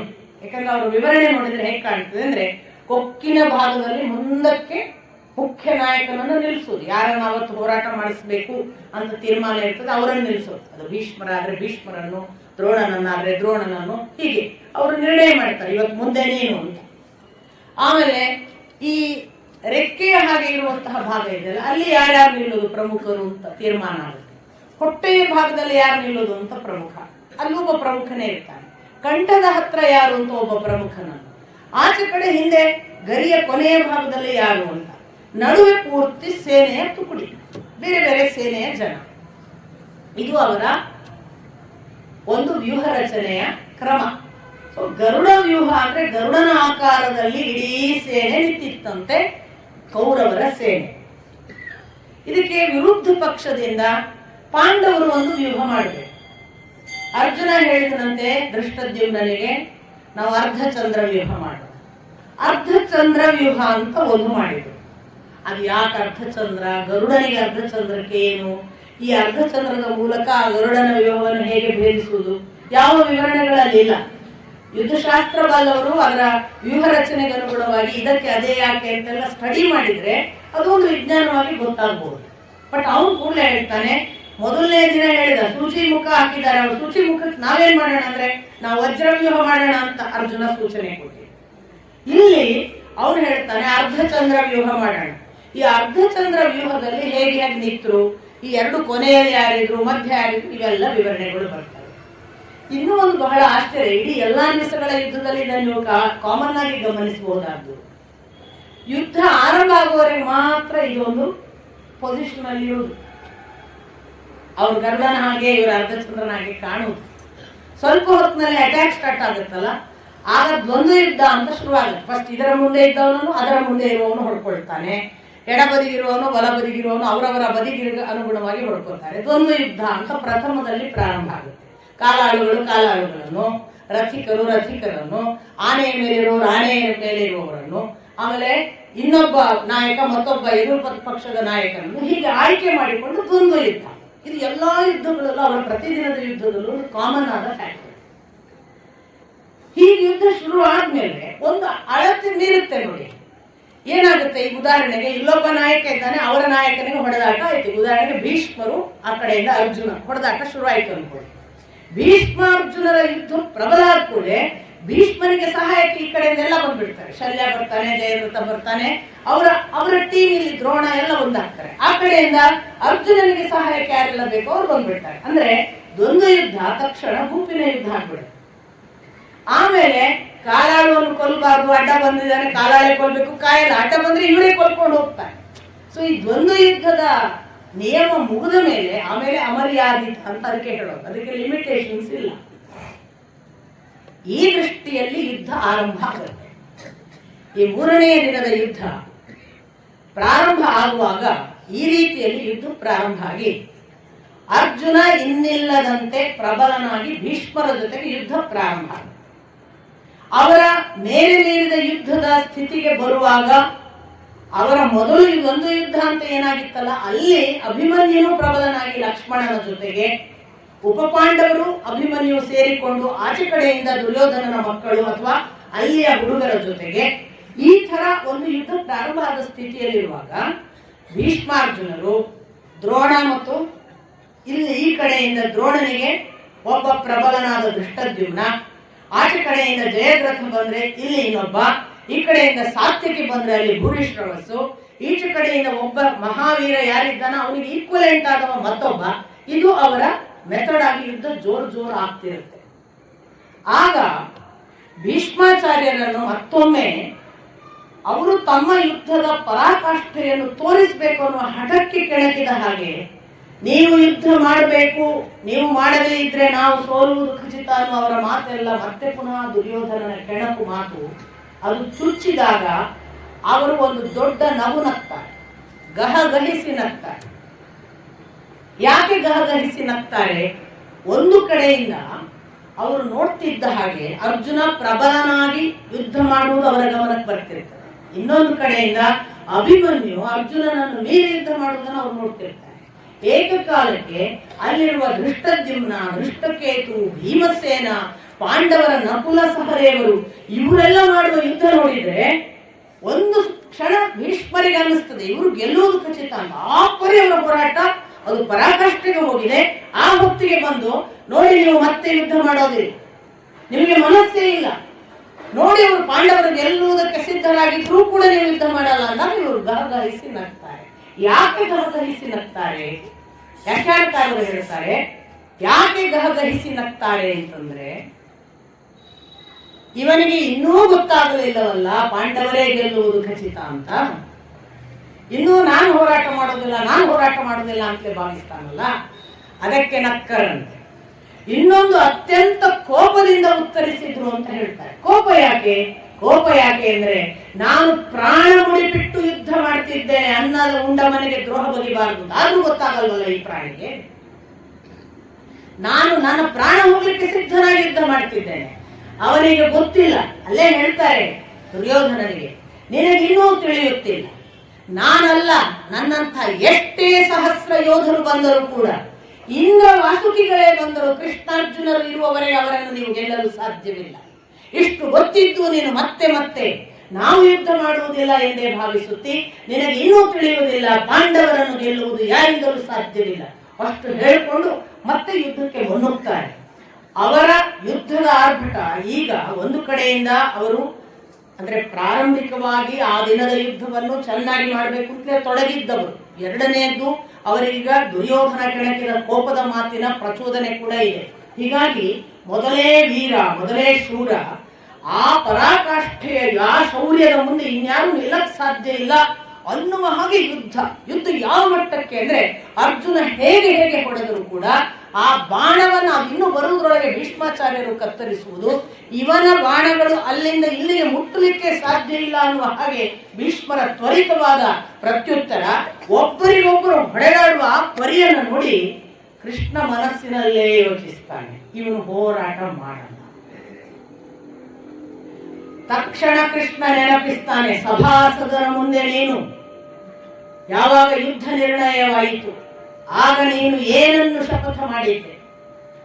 ನಾನು ಯುದ್ಧದಲ್ಲಿ ನನಗೆ ಎದುರಾಗಿ ಬಂದ ಭೀಷ್ಮ ದ್ರೋಣರನ್ನು ಮೊದಲು ಮಾಡಿ ಸಕಲ ಕೌರವರನ್ನು ನಾಶ ಮಾಡ್ತೇನೆ ಅಂತ ನೀನು ಅಂದು ಪ್ರತಿಜ್ಞೆ ಮಾಡಿದ್ದೆ ಅರ್ಜುನ. ಈಗ ಮರೆತಂತೆ ವರ್ತಿಸಬೇಡ, ಸಮಯ ಬಂದಿದೆ, ನೋಡು ಭೀಷ್ಮರ ಪರಾಕ್ರಮವನ್ನು, ಹೊಡೆ ಮರಳಿ ಅಂತ ಇವರು ಅವನಿಗೆ ಪ್ರಚೋದನೆ ಕೊಟ್ಟಾಗ ಅರ್ಜುನ ಒಂದು ಸಾರಿ ಹೌದು ಅನ್ನುವ ಹಾಗೆ ಹೊಡೆದಾಟ ಪ್ರಾರಂಭ ಮಾಡಲಿಕ್ಕೆ ಶುರು ಮಾಡಿದ್ರೆ ಭೀಷ್ಮರ ಆ ಬಾಣದ ಪ್ರಯೋಗ ಎಷ್ಟು ತ್ವರಿತ ಅಂದ್ರೆ ಇವನಿಗೆ ವಾಪಸ್ ಕೊಡ್ಲಿಕ್ಕೆ ಸಮಯಾವಕಾಶ ಇಲ್ಲದ ಹಾಗೆ ಬಾಣ ಕೃಷ್ಣನನ್ನು ಮತ್ತು ಅರ್ಜುನನನ್ನು ಮೈ ತುಂಬ ನಟ್ಟು ಅವರು ರಕ್ತದಲ್ಲಿ ಸೋರ್ತಿದ್ದಾರೆ. ಅಲ್ಲಿಯವರೆಗೆ ಭೀಷ್ಮಾಚಾರ್ಯರು ಬಿಡ್ತಿಲ್ಲ. ಯುದ್ಧದ ಮೈಕೈಗೆಲ್ಲ ಬಾಣ ನಟ್ಟಿದ ಸ್ಥಿತಿಯಲ್ಲಿ ಅಷ್ಟೇ ತೀವ್ರವಾಗಿ ಕೃಷ್ಣ ತನ್ನ ಸಾರಥ್ಯದ ಕೆಲಸದ ಒಂದು ಪರಿಣಿತಿ ಯಾವ ಮಟ್ಟಕ್ಕಿತ್ತು ಕೃಷ್ಣನಿಗೆ ಅಂತ ಅಂದ್ರೆ, ಬಾಣ ಹೇಗೆ ಬರ್ತದೆ ಅಂದ್ರೆ ರಥವನ್ನೇ ಹೆಂಗೆ ತಿರುಗಿಸ್ಬೇಕು, ಈ ಕಡೆ ಅಂದ್ರೆ ಅವನು ಎಷ್ಟು ವೇಗದಲ್ಲಿ ಬಾಣ ಬರ್ತದೆ ಅಷ್ಟು ವೇಗದಲ್ಲಿ ರಥವನ್ನ ತಿರುಗಿಸ್ಕೊಂಡು ಆದಷ್ಟು ತಪ್ಪಿಸ್ತಿದ್ನಂತೆ ಕೃಷ್ಣ. ಕೃಷ್ಣನ ಸಾರಥ್ಯದ ಪ್ರಭಾವದಲ್ಲಿ ಎಷ್ಟೋ ಬಾಣ ನಶಿಸ್ಬೇಕು. ಕೃಷ್ಣನ ಬಾಣ ನಶಿಸುವ ಒಂದು ಪ್ರಯತ್ನಕ್ಕೆ ಅರ್ಜುನನ ಪ್ರಯತ್ನ ಸಾಲ್ತಿಲ್ಲ, ಇವನ ಬಾಣ ಬಂದು ಹೊಡಿತು. ವೃತ್ತಾಕಾರ ತಿರುಗಿಸ್ತಾನಂತೆ, ಹಾಗೆ ಹೋಗ್ತಾನೆ ಹೀಗೆ ಹೋಗ್ತಾನೆ, ಏರಿಸಿದಾಗ ಮಾಡ್ತಾನೆ. ಎಲ್ಲಾ ಚಮತ್ಕಾರಗಳನ್ನು ತನ್ನ ಸಾರಥ್ಯದ ಪ್ರಾಬಲ್ಯದಿಂದ ಏನ್ ಮಾಡ್ಬೋದು ಅದನ್ನು ಮಾಡ್ತಿದ್ದಾನೆ ಕೃಷ್ಣ. ಎದುರಿಗಿದ್ದವನು ಭೀಷ್ಮಾಚಾರ್ಯ ಆದ್ರಿಂದ ಅವನು ಇವರಿಗಿಂತ ದಿಟ್ಟ ಮತ್ತು ಇವರಿಗಿಂತ ಪರಾಕ್ರಮಿ ಅನ್ನುವ ಹಾಗೆ ಹೊಡಿತಾನೆ ಇದ್ದಾನೆ. ಇಷ್ಟು ಹೊತ್ತಿಗೆ ಅರ್ಜುನನ ಸುತ್ತ ಅನೇಕ ಸೇನೆ ಬಂದಿತ್ತು ಸಹಾಯಕ್ಕೆ. ಭೀಷ್ಮಾಚಾರ್ಯರ ಆ ಪರಾಕ್ರಮಕ್ಕೆ ಅಲ್ಲಿ ಹೇಗೆ ಬಂತು ಹಾಗೆ ಇಲ್ಲಿ ಕೂಡ ಬಂದು ಸೇನೆಯವರೆಲ್ಲ ನಿಂತಿದ್ದಾರೆ. ಈ ಪಕ್ಷದಲ್ಲಿ ಪಾಂಡವ ಪಕ್ಷದಲ್ಲಿ ಯಾರೆಲ್ಲ ಸಹಾಯ ಮಾಡ್ಬೋದು ಅವರೆಲ್ಲ ಬಂದು ನಿಂತರೆ, ಕೇಕಯ್ಯರಿರ್ಬೋದು ಮತ್ಸ್ಯರಿರ್ಬೋದು ಇವರೆಲ್ಲ ಬಂದು ನಿಂತಿದ್ದಾರೆ. ಈ ಪರಿಣಾಮ ಯಾವ ಮಟ್ಟಕ್ಕಾಯ್ತು ಭೀಷ್ಮರ ಬಾಣಗಳು ಬರೇ ಕಾರಣ ಕೃಷ್ಣಾರ್ಜುನರಿಗೆ ನಟ್ಟದ್ದಲ್ಲ, ಎಲ್ಲ ಸೇನೆಯವರಿಗೆ ಪ್ರತಿಯೊಬ್ಬರಿಗೂ ಹೊಡೆಯೋದು ನೋಡಿ ಸೇನೆಯವರು ಹಿಮ್ಮೆಟ್ಟಲಿಕ್ಕೆ ಶುರು ಮಾಡಿದ್ದಾರೆ. ಎರಡು ಸಾಧ್ಯತೆ, ಒಂದು ಸೇನೆ ಎದುರು ಮುಖ ಕೊಟ್ಟು ನಾಯಕನನ್ನು ರಕ್ಷಿಸುವುದು, ತಮ್ಮ ಕೈಯಲ್ಲಿ ಆಗುದಿಲ್ಲ ಅಂದಾಗ ಅವರು ತಮ್ಗಾಗಲ್ಲ ಅಂತ ತೋರಿಸ್ಬೇಕು ನಾಯಕನಿಗೆ. ಪಲಾಯನ ಮಾಡುವುದನ್ನು ನೋಡಿ ಅತ್ತ ಸಾತ್ಯಕಿ ಯಾರ ಜೊತೆಗೋ ಯುದ್ಧ ಮಾಡ್ತಿರ್ತಾನೆ. ಸಾತ್ಯಕಿ ಮಹಾಪರಾಕ್ರಮಿ, ಅರ್ಜುನನಿಗೂ ಕೂಡ ವಿದ್ಯೆ ಕಲಿಸಿದ್ದ ಅನ್ನುವ ಮಾತು ಬರುತ್ತೆ. ಅವನೇ ಯುದ್ಧ ಮಾಡಬೇಕು ಅಂತ ಪ್ರಥಮವಾಗಿ ವಿರಾಟನ ಮನೆಯಲ್ಲಿ ಬಹಳ ಗಟ್ಟಿಯಾಗಿ ಹೇಳಿದವ ಇವರಿಗೆಲ್ಲರಿಗೂ ಕೂಡ. ಇನ್ನೂ ಆಗ ಪಾಲ್ಪಟ್ಟಿಯ ವಿಷಯವೇ ಬಂದಿರಲಿಲ್ಲ. ಆಯ್ತಲ್ಲ ಈಗ ಕೊಡದಿರಿ ಯುದ್ಧ ಮಾಡಬೇಕು ಅಂತ ಘೋಷಿಸಿದ ಮಹಾನಾಯಕ ಅವನು. ಎಷ್ಟು ಬಲಿಷ್ಠ ಅನ್ನೋದು ನಿಮಗೆ ಬೇರೆ ಬೇರೆ ಸಂದರ್ಭಗಳಲ್ಲಿ ಗೊತ್ತಾಗುತ್ತೆ. ಅವ ಬರ್ತಾನೆ, ಅವ ಬರೇ ಬರುವುದಿಲ್ಲ, ಧೈರ್ಯ ತುಂಬಾ ಬರ್ತಾನೆ. ಹಿಮ್ಮೆಟ್ಟಬೇಡಿ, ಸೇನೆಯಿಂದ ಓಡಿ ಹೋಗಬೇಡಿ, ನಾವಿದ್ದೇವೆ, ಕ್ಷತ್ರಿಯ ಧರ್ಮ ಪಾಲಿಸಿ, ನಾವು ಮುಂದಿದ್ದೇವೆ, ನಿಂತುಕೊಳ್ಳಿ ಅಂತ ಆ ಥರ ನಾಯಕರು ಎನ್ಕರೇಜ್ ಮಾಡಬೇಕು ತುಕುಡಿಯಲ್ಲಿ ಓಡದ ಹಾಗೆ. ಸಾತ್ಯಕಿ ಸಹಿತ ಇಷ್ಟು ಧೀರನಾಗಿ ಕರೆಯುವಾಗ ಅರ್ಜುನನ ಪರಾಕ್ರಮ ಸಾಲದು, ಇವನಿಗೆ ಇನ್ನೂ ದೌರ್ಬಲ್ಯ ಇದೆ. ಗುರುವನ್ನು ಪಿತಾಮಹನನ್ನು ಮುಂತಾದವರನ್ನು ಹೇಗೆ ಹೊಡೆಯುವುದು ಅಂತ ಇನ್ನೂ ಇವನಲ್ಲಿ ಆ ಎಚ್ಚರ ಬಂದಿಲ್ಲ. ಇವನು ಒಳಗಿಂದ ಇನ್ನೂ ಅಷ್ಟೇ ಕುಗ್ಗಿದ್ದಾನೆ, ಇವನ ನಿಜ ಪರಾಕ್ರಮ ಪ್ರಕಟವಾಗ್ತಿಲ್ಲ ಅಂತ ಕೃಷ್ಣನಿಗೆ ಗೊತ್ತಾಗಿ ಕೃಷ್ಣ ಏನ್ ಮಾಡ್ತಾನೆ ಅಂದ್ರೆ, ಭಲೇ ಸಾತ್ಯಕಿ ಸರಿಯಾಗಿ ಹೇಳಿದೆ, ಆದರೆ ಒಂದು ಮಾತು ನೆನಪಿಟ್ಟುಕೋ, ಈ ಸೇನೆ ಹೋದರೆ ಹೋಗಲಿ, ಕರೆಯಬೇಡ. ಹಿಮ್ಮೆಟ್ಟಿದರೆ ಹಿಮ್ಮೆಟ್ಟಲಿ, ಅದರ ಅವಶ್ಯಕತೆ ಇಲ್ಲ. ಎಲ್ಲರೂ ಪಲಾಯನ ಮಾಡಲಿ. ಈಗ ಇನ್ನು ಭೀಷ್ಮಾಚಾರ್ಯರನ್ನೋ ಕೌರವರನ್ನೋ ಯಾರೂ ಕೊಲ್ಲುವುದಕ್ಕೆ ಸಾಧ್ಯವಿಲ್ಲ, ನನಗೆ ಗೊತ್ತಾಯಿತು. ಆದ್ರೆ ಅರ್ಜುನನಿಗೆ ಅಟ್ಯಾಕ್, ಇವನು ಕೊಲ್ಲಲ್ಲ ಅಂತ ನನಗೆ ತಿಳಿಯಿತು. ಇವನನ್ನು ಹೀಗೆ ಬಿಟ್ಟು ಬಿಡೋಣ, ಇನ್ನು ನಾನು ಎದ್ದು ನಿಂತಿದ್ದೇನೆ ಅಂತ ಹೇಳಿ ಕೃಷ್ಣ ತನ್ನ ರಥದಿಂದ ಎದ್ದು ನಿಲ್ತಾನೆ. ಕೈಯಲ್ಲಿರುವ ಚಾವಟಿಯನ್ನು ಬಿಡ್ತಾನೆ, ರಥದ ಕುದುರೆಗಳ ಹಗ್ಗ ಕೆಳಗೆ ಬಿಟ್ಟು ತಾನು ನೇರ ಸುದರ್ಶನ ಚಕ್ರವನ್ನು ಹಿಡಿದುಕೊಂಡು ನೆಲಕ್ಕೆ ಧುಮುಕಿ ಒಂದು ವೇಗದ ಚಂಡಮಾರುತ ಆ ದಿಕ್ಕಿಗೆ ಭೀಷ್ಮರ ಕಡೆಗೆ ಓಡಿ ಹೋಗ್ತಿದೆ ಈಗ ಅನ್ನುವ ಹಾಗೆ ಬಹಳ ವೇಗದಿಂದ ಅವನು ಹೋದನು. ಇದು ಅನಿರೀಕ್ಷಿತ, ಯಾರಿಗೂ ಗೊತ್ತಿಲ್ಲ. ಏನು ಹೋದ ನೋಡಿ, ಹೇಗೆ ಹೋದ ವೇದವ್ಯಾಸರ ವಿವರಣೆ. ಅವನು ಬಣ್ಣದಿಂದ ಶ್ಯಾಮವರ್ಣ, ಮೋಡದ ಬಣ್ಣ. ಈ ಮೋಡ ಅಂದ್ರೆ ನೀರಿನ ಬಣ್ಣ. ಈ ನೀರಿಗೆ ಅಥವಾ ಮೋಡಕ್ಕೆ ಅವನ ಪೀತಾಂಬರ, ಒಂದು ನಿರ್ದಿಷ್ಟ ಹಳದಿ ಬಣ್ಣ ಅಂತ ಅಂದ್ಕೊಳ್ಳಿ. ಪೀತಾಂಬರ ಅಂದ್ರೆ ಚಿನ್ನದ ವರ್ಣದ ಆ ಬಟ್ಟೆಯನ್ನ ತೊಟ್ಟಿದ್ದಾನೆ. ಅದು ಹೇಗಿತ್ತು, ಮೋಡದ ನಡುವೆ ಫಳ ಫಳ ಮಿಂಚುತ್ತಿದೆ ಅನ್ನುವ ಹಾಗೆ ಓಡುವಾಗ ಆ ಪೀತಾಂಬರ ಛಳ ಛಳ ಅಂತಿತ್ತಂತೆ. ಈ ಮೋಡದ ನಡುವೆ ಮಿಂಚು ಬರ್ತಿದೆ ಅನ್ನುವ ಹಾಗೆ ಅವನು ಹೋಗ್ತಿದ್ದಾನೆ. ಅಷ್ಟೇನಾ, ಅವನೇ ಸಮುದ್ರವೋ ಸರೋವರವೋ ಆದ ಹಾಗೆ ನೀರಿನ ಹಾಗೂ ಕಾಣ್ತಾನೆ. ನೀಲವರ್ಣದ ನೀರು ಎದ್ದು ಬಂದ ಹಾಗೆ ಆ ನೀರಿನಲ್ಲಿ ಹೀಗೆ ಅವನು ಹಿಡಿದುಕೊಂಡ ಸುದರ್ಶನ ಚಕ್ರ ಇದೆಯಲ್ಲ, ಅರಳಿ ನಿಂತ ಕಮಲವೋ ಏನೋ ಅನ್ನೋ ಹಾಗೆ ಭೀಷ್ಮಾಚಾರ್ಯರಿಗೆ ಕಾಣ್ತಿದೆ ಅಂತ. ಅರಳಿ ನಿಂತ ಕಮಲ ಹೇಗೆ ಅರಳಿತು? ಅದರ ದಂಡ ಅಥವಾ ನಾಳ ಈ ಕೈಯ ಹಾಗೆ, ತೋಳಿನ ಹಾಗೆ. ಆ ತೋಳು ಬಂದು ಈ ನೀರಿನಲ್ಲಿ ಸೇರಿದ್ದರಿಂದ ಆ ಕಮಲ ಅರಳಿದೆ. ಆ ಕಮಲ ಯಾಕೆ ಅರಳಿತು? ಮುಖ ಕೆಂಪಾಗಿ ಸುಟ್ಟು ಸೂರ್ಯನ ಹಾಗೆ ನೋಡ್ತಿದ್ದಾನಲ್ಲ, ಆ ಸೂರ್ಯ ಕಿರಣಕ್ಕೆ ಈ ಕಮಲ ಅರಳಿದ ಹಾಗೆ. ಯಾಕೆ ಇಷ್ಟು ವಿವರಣೆ ವೇದವ್ಯಾಸರು? ಭೀಷ್ಮಾಚಾರ್ಯರು ಕೃಷ್ಣನ ಪರಮ ಭಕ್ತರು. ಅವರು ನಿರಂತರವಾಗಿ ನಾರಾಯಣ ಅಂತ ನಂಬಿದವರು ಇವನನ್ನು. ನಾರಾಯಣ ಅಂದ್ರೆ ಕಮಲದಲ್ಲಿ ಅಥವಾ ಕಮಲವನ್ನು ಹುಟ್ಟಿಸಿ ಅದರ ಮೂಲಕ ಜಗತ್ತನ್ನು ಸೃಷ್ಟಿ ಮಾಡಿಸಿದ ಅನ್ನುವ ಕಥೆಯನ್ನು ಮುಂದೆ ಹೇಳ್ತಾರೆ. ಹಾಗಾಗಿ ಅವರಿಗೆ ಒಂದು ಥರದ ನಾರಾಯಣ ದರ್ಶನ. ಇವ ಹಾಗೆ ಹೋದ. ಎಷ್ಟು ವೇಗದಲ್ಲಿ ಹೋಗ್ತಿದ್ದಾನೆ ಅಂದ್ರೆ ಒಂದು ಸಾರಿ ಅರ್ಜುನನಿಗೆ ರಿಯಲೈಸ್ ಆಗ್ತಿದೆ, ಅರೆ ಇವ ನಮ್ಮನ್ನು ಬಿಟ್ಟು ನೆಲಕ್ಕೆ ಇಳಿದು ಶಸ್ತ್ರ ಹಿಡಿದು ಹೊರಟಿದ್ದಾನಲ್ಲ ಅಂತ.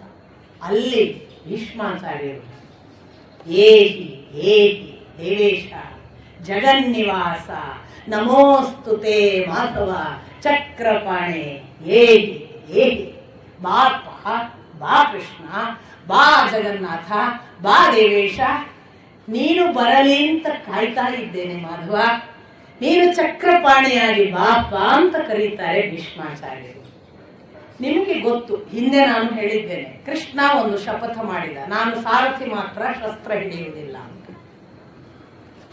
ಅದೇ ಹೊತ್ತಿಗೆ ಭೀಷ್ಮರು ಇನ್ನೊಂದು ಕಡೆ ಅವರು ಶಪಥ ಮಾಡಿದ್ರು, ಕೃಷ್ಣನ ಕೈಯಲ್ಲಿ ನಾನು ಶಸ್ತ್ರ ಹಿಡಿಸ್ತೇನೆ ಅಂತ. ಈಗ ನೋಡಿ, ಶಪಥ ಹಿಡಿಯುವುದಿಲ್ಲ ಅನ್ನುವ ಕೃಷ್ಣ ಒಂದು ಕಡೆ, ಶಸ್ತ್ರ ಹಿಡಿಸ್ತೇನೆ ಅಂತ ಹೇಳಿದ ಭೀಷ್ಮರು ಇನ್ನೊಂದು ಕಡೆ ಮುಖಾಮುಖಿಯಾಗಿದ್ದಾರೆ. ಇನ್ನು ಮೂರನೆಯ ದಿನ ಯಾಕೆ ಹಾಗೆ ಹೇಳಿದರು? ಈಗ ಅನೇಕ ಜನರಿಗೆ ಅದು ಯಾಕೆ ಹೇಳಿದ್ರು ಅಂತ ನನಗೆ ಗೊತ್ತಿಲ್ಲ. ಏನು ವಿವರಣೆಗಳನ್ನು ಮಾಡಿದ್ದಾರೆ, ನಾನು ವ್ಯಾಖ್ಯಾನಗಳನ್ನು ಓದುವುದಿಲ್ಲ, ಯಾರು ದೊಡ್ಡವರು ಹೇಳಿದ್ದನ್ನು ಕೇಳುವುದಿಲ್ಲ. ಬಹಳ ಉದ್ಧಟತನದ ನನ್ನದೇ ಧಾಟಿಯಲ್ಲಿ ನಡೆಯುವವಳು, ಓದುವವಳು, ಕೇಳುವವಳು. ಆದ್ದರಿಂದ ನಾನು ನನ್ನಷ್ಟಕ್ಕೆ ಯಾಕೆ ಭೀಷ್ಮಾಚಾರ್ಯರಿಗೆ ಏನು ಊರಿನಲ್ಲೆಲ್ಲ ಒಂದು ಲೋಕಪ್ರಸಿದ್ಧಿಗ ನಾನು ಕೃಷ್ಣನ ಕೈಯಲ್ಲಿ ಆಯುಧ ಹಿಡಿಸಿದೆ ಅನ್ನಿಸ್ಕೊಳ್ಳೋದಕ್ಕೆ ಮಾತ್ರ ಹೇಳಿದ್ರ ಶಪಥ. ಯಾಕಂದ್ರೆ ಅವರ ಮುಂದಿನ ಮಾತು ಹಾಗೆ, ಬಾ ಬಾ ದೇವೇಶ, ಬಾ ಜಗನ್ನಿವಾಸ, ಏನು ಓ ಮಾಧವ, ಓ ಚಕ್ರಪಾಣೆ, ನಿನಗೆ ನಾನು ನಮಸ್ಕರಿಸುತ್ತೇನೆ. ಮುಂದಿನ ಮಾತು, ನೀನು ಶಸ್ತ್ರ ಹಿಡಿದರೆ 3 ಲೋಕವು ನನ್ನನ್ನು ಕೀರ್ತಿಯಿಂದ ಗೌರವಿಸುತ್ತದೆ ಅಂತಲೇ ಮಾತು ಇರೋದು. ಹಾಗಾದ್ರೆ 3 ಲೋಕವು, ತ್ರಿಲೋಕವು ನನ್ನನ್ನು ಗೌರವಿಸಲಿ ಅನ್ನುವ ಕಾರಣಕ್ಕೇನೆ ಅವರು ಹಿಡಿದದ್ದ ಅಥವಾ ಅವರು ಶಪಥ ಹಾಕಿದ್ದ ನಾನು ಶಸ್ತ್ರ ಹಿಡಿಸ್ತೇನೆ ಅಂತ. ಭೀಷ್ಮಾಚಾರ್ಯರ ವ್ಯಕ್ತಿತ್ವವನ್ನು ನೋಡಿದ್ರೆ ಅವರು ಅಹಂಕಾರಿ ಅಲ್ಲ. ಒಬ್ಬ ದುರಹಂಕಾರಿ ಮಾತ್ರ ತ್ರಿಲೋಕದಲ್ಲಿ ನನಗೆ ಪ್ರಸಿದ್ಧಿ ಬರಲಿ, ಅದರಿಂದ ಇಂಥದ್ದು ಮಾಡಿಸ್ತೇನೆ ಅಂತಾನೆ. ಇಡೀ ವ್ಯಕ್ತಿತ್ವದ ಬೇರೆ ಬೇರೆ ಆಯಾಮಗಳನ್ನ ನೀವು ಕೂಲಂಕಷವಾಗಿ ಗಮನಿಸಿದ್ರೆ ಭೀಷ್ಮಾಚಾರ್ಯರು ಎಲ್ಲೂ ಕೂಡ ದುರಹಂಕಾರಿ ಅಲ್ಲ. ದೇವರ ಮಟ್ಟಿಗಂತೂ, ಭಗವಂತನ ಭಕ್ತಿಯ ಮಟ್ಟಿಗಂತೂ ಅಸಾಧಾರಣ ವಿನಯ, ಅಸಾಧಾರಣ ಶ್ರದ್ಧೆ, ನಂಬಿಕೆ, ಸಂಪೂರ್ಣ ಸಮರ್ಪಣೆಯ ಭಾವ ಇರುವುದು. ಅದರಿಂದ ಭೀಷ್ಮಾಚಾರ್ಯರು ಲೋಕಕೀರ್ತಿಗಾಗಿ ಆ ಶಪಥ ಖಂಡಿತ ಮಾಡಲಿಲ್ಲ. ಮತ್ತೆ ಯಾವ ಕಾರಣ? ಈ ಹಿಂದೆ ನಾನು ನಿಮಗೊಂದು ಘಟನೆ ಹೇಳಿದೆ. ಯುಧಿಷ್ಠಿರ ಕೇಳಿದ್ದ, ಹೇಗೆ ಕೊಲ್ಲುವುದು ನಿಮ್ಮನ್ನು? ನನಗೇನು ಕಾಲ ಬಂದಿಲ್ಲ, ಕಾಲ ಬಂದಾಗ ನಾನು ಇನ್ನೊಮ್ಮೆ ನಿಮ್ಮ ಭಾಗ ಹೇಳ್ತೇನೆ ಅಂತ. ಅಂದ್ರೆ ಅವರಿಗೆ ಒಂದು ಚೆನ್ನಾಗಿ ಗೊತ್ತಿತ್ತು, ತಾನು ಯಾರಿಂದಲೂ ವಧೆಗೆ ಒಳಗಾಗಲಾರೆ, ಯಾರೇ ನನ್ನನ್ನು ಕೊಲ್ಲಲಾರರು ಅಂತ ಅವರಿಗೆ ಚೆನ್ನಾಗಿ ಗೊತ್ತಿತ್ತು. ಒಂದು ಅವರ ಇಚ್ಛಾಮರಣೆ, ಅಷ್ಟು ಮಾತ್ರವಲ್ಲದೆ ಅವರಿಗೆ ಗೊತ್ತಿತ್ತು ಇಷ್ಟು ಜನರಲ್ಲಿ ನನ್ನನ್ನು ಯಾರು ಕೊಲ್ಲಲಾರರು, ಎದುರು ಪಕ್ಷದವರು, ಈವನ್ ಸ್ವಪಕ್ಷದವರು. ಆದರೆ ಅವರಿಗೆ ಇದೂ ಗೊತ್ತಿತ್ತು, ತಾನು ಈ ಯುದ್ಧದ ಜೊತೆಗೆ ಕೊನೆ ಆಗಬೇಕು. ಹೇಗಾಗ ನನಗೆ ಅನಿಸುದು, ಅವರು ಕೃಷ್ಣ ಬಂದಾಗ ಇನ್ನೊಂದ್ಸಾರಿ ಬರ್ತಾನೆ, ಇದು ಒಂದೇ ಸರಿ ಅಲ್ಲ, ಕೃಷ್ಣ 2ನೇ ಸಾರಿ ಬರ್ತಾನೆ. ಈ ದಿವಸ 3ನೇ ದಿವಸ ಬಂದಾಗ ಅವರು ಕರೆದ ರೀತಿ ನೋಡಿದರೆ ಅವರು ಅವನಿಂದ ಮರಣ ಅಪೇಕ್ಷೆ ಪಟ್ಟಿದ್ರು. ಭಗವದ್ಭಕ್ತನಿಗೆ ಭಗವಂತನ ಕೈಯಿಂದ ಮರಣ ಸಂಭವಿಸಲಿ ಅನ್ನೋ ಅಪೇಕ್ಷೆ ಇರುತ್ತಲ್ಲ, ಅದಕ್ಕಿಂತ ದೊಡ್ಡದು ಮತ್ತೇನು ಬೇಕು? ಅವರಿಗೆ ಒಂದೇ ಆಶೆ ಇದ್ದದ್ದು, ನನಗಾಗಿ ಶಸ್ತ್ರ ಹಿಡಿದು ಶ್ರೀಕೃಷ್ಣ ನನ್ನನ್ನು ಒಂದೇ ಅಲ್ಲ ಇಚ್ಛಾಮರಣಿ ನಾನು ಯುದ್ಧ ನಿವೃತ್ತನಾಗಿ ನೆಲಕ್ಕೆ ಬೀಳುವಷ್ಟು ಕೃಷ್ಣ ಮಾಡಲಿ, ಬೇರೆ ಯಾರ ಕೈಯಲ್ಲಿ ಮಾಡಿಸ್ಕೊಳ್ಳೋದು, ಬೇರೆ ಯಾರು ಮಾಡಕ್ ಸಾಧ್ಯ ಇಲ್ಲ ಅಂತ ಗೊತ್ತಿತ್ತು. ಇನ್ನು ಮಾಡಿಸಬಹುದಾದ್ದು ಕೆಲವು ಸಬೂಬುಗಳನ್ನು ನೆಪಗಳನ್ನು ಇಟ್ಟುಕೊಂಡು ಶಿಖಂಡಿಯ ಮುಂದೆ ಇಟ್ಕೊಂಡು ಸಾಯಬಹುದು, ಅದೊಂದು ದಾರಿ. ಆದರೆ ಅದು ಕ್ಷತ್ರಿಯನಿಗಷ್ಟು ವೀರ ಮರಣವಲ್ಲ. ಇವನಿಗೆ ಬಹುಶಃ ನನ್ಗನ್ಸುದು ಭೀಷ್ಮಾಚಾರ್ಯರಿಗೆ ಈ ಭಗವಂತ ನನ್ನನ್ನು ಕೆಳಗಬೇಕು ಅಂತ ಒಳಗಿಂದ ಬಹಳ ಹಂಬಲವಿತ್ತು. ಎರಡನೇ ಬಾರಿ ಬಂದಾಗಲೂ ಏಕಿ ದೇವೇಶ ಜಗನ್ನಿವಾಸ ಬಾ ಬಾ ಕೃಷ್ಣ, ನಾನು ಕಾಯುತ್ತಿದ್ದೇನೆ ಅಂತ ಹೇಳ್ತಾರೆ. ಹಾಗಾಗಿ ಇವರ ಶಪಥದ ಹಿಂದೆ ತಾನು ತ್ರಿಲೋಕ ಪ್ರಸಿದ್ಧನಾಗುವ ಉದ್ದೇಶನಲ್ಲ, ತ್ರಿಲೋಕಕ್ಕೆ ಕಾರಣಕರ್ತನಾದ ಆ ಭಗವಂತನ ಮುಂದೆ ನಾನು ಪ್ರಸನ್ನನಾಗಿ ಒಂದು ಬೀಳಬೇಕು ಅವನ ಕಾಲಿಗೆ, ಇದು ಅಪೇಕ್ಷೆ ಅಂತ ಕಾಣ್ತದೆ. ಆ ಪ್ರತಿಜ್ಞೆಗೆ ಅನುಗುಣವಾಗಿ ಇವನು ಬಹಳ ಭಕ್ತಿಯಿಂದ ಬಾ ಬಾ ದೇವೇಶ, ಏಕಿ ಅಂದ್ರೆ ಬಾ ಬಾ ಅಂತ ಕರೆದ ಹಾಗೆ. ಸೊ ಏಹಿ ಬಾ ಬಾ ಅಂತ ಕರೀತಾನೆ. ಆದ್ರೆ ಅವನು ಅಷ್ಟೇ ದಿಟ್ಟ ಹೆಜ್ಜೆಯಲ್ಲಿ ಕೃಷ್ಣ ಮುಂದೆ ಹೋಗುವಾಗ ಇದ್ದಕ್ಕಿದ್ದ ಹಾಗೆ ಅರ್ಜುನನಿಗೆ ಪ್ರಜ್ಞೆ ಬಂದ ಹಾಗೆ ಆಗಿ ಅವನು ತಕ್ಷಣ ನೆಲಕ್ಕೆ ಹಾರಿ ಅವನನ್ನ ಕೃಷ್ಣನನ್ನ ಬೆನ್ನಟ್ಟಿ ಹೋಗಿ ಹಿಂದಿನಿಂದ ಆಲಿಂಗಿಸಿ ಎಳೆಯುತ್ತಾನೆ. ಬೇಡ ಬೇಡ, ನಾನು ಯುದ್ಧ ಮಾಡ್ತೇನೆ ಬಾ ಅಂತ ಅನ್ನುವ ಅರ್ಥದಲ್ಲಿ. ಆದರೆ ಎರಡೂ ಕೈಗಳಿಂದ ಆಲಿಂಗಿಸಿ ಅರ್ಜುನ ಎಳೆದರೆ ಕೃಷ್ಣನ ಯಾವ ವೇಗವೂ ಕಡಿಮೆ ಆಗಲಿಲ್ಲ. ಆ ಸ್ಪೀಡ್ ಹಾಗೆ ಇತ್ತು. ಹೇಗಿತ್ತು ಅಂದ್ರೆ, ಚಂಡಮಾರುತ ಹೋಗುವ ಗಾಳಿಗೆ ದಾರಿಗೊಂದು ದೊಡ್ಡ ಮರ ಅಡ್ಡ ಬಂದ್ರೆ ಮರವನ್ನೇ ಕಿತ್ಕೊಂಡು ಹೆಂಗ್ ಹೋಗುತ್ತಲ್ಲ ಹಾಗೆ ಎಳ್ಕೊಂಡು ಹೋಗ್ತಲೇ ಇದ್ದಂತೆ ನಿಲ್ಲಲಿಲ್ಲ ಕೃಷ್ಣ. ಆಗ ಅರ್ಜುನನಿಗೆ ಬೇರೆ ದಾರಿ ಕಾಣಲಿಲ್ಲ. ಪೂರ್ತಿ ನೆಲಕ್ಕೆ ಬಿದ್ದು ಅವನ ಕಾಲನ್ನ ಹಿಡ್ಕೊಂಡ. ಒಂದು ಕಾಲನ್ನ ಹಿಡ್ಕೊಂಡರೆ ಕೃಷ್ಣ 10 ಹೆಜ್ಜೆ ಅರ್ಜುನನನ್ನು ಎಳೆದುಕೊಂಡು ಹೋಗಿದ್ದಾನೆ. ಅಂದ್ರೆ 10 ಹೆಜ್ಜೆವರೆಗೆ ಕಂಟ್ರೋಲ್ ಆಗಲಿಲ್ಲ ಅಥವಾ ನಿಲ್ಲಲಿಲ್ಲ ಕೃಷ್ಣ. ಒಲ್ಲುದೀಗ ನೀನ್ ಮಾಡಲ್ಲ, ನಾನು ಮಾಡ್ತೇನೆ.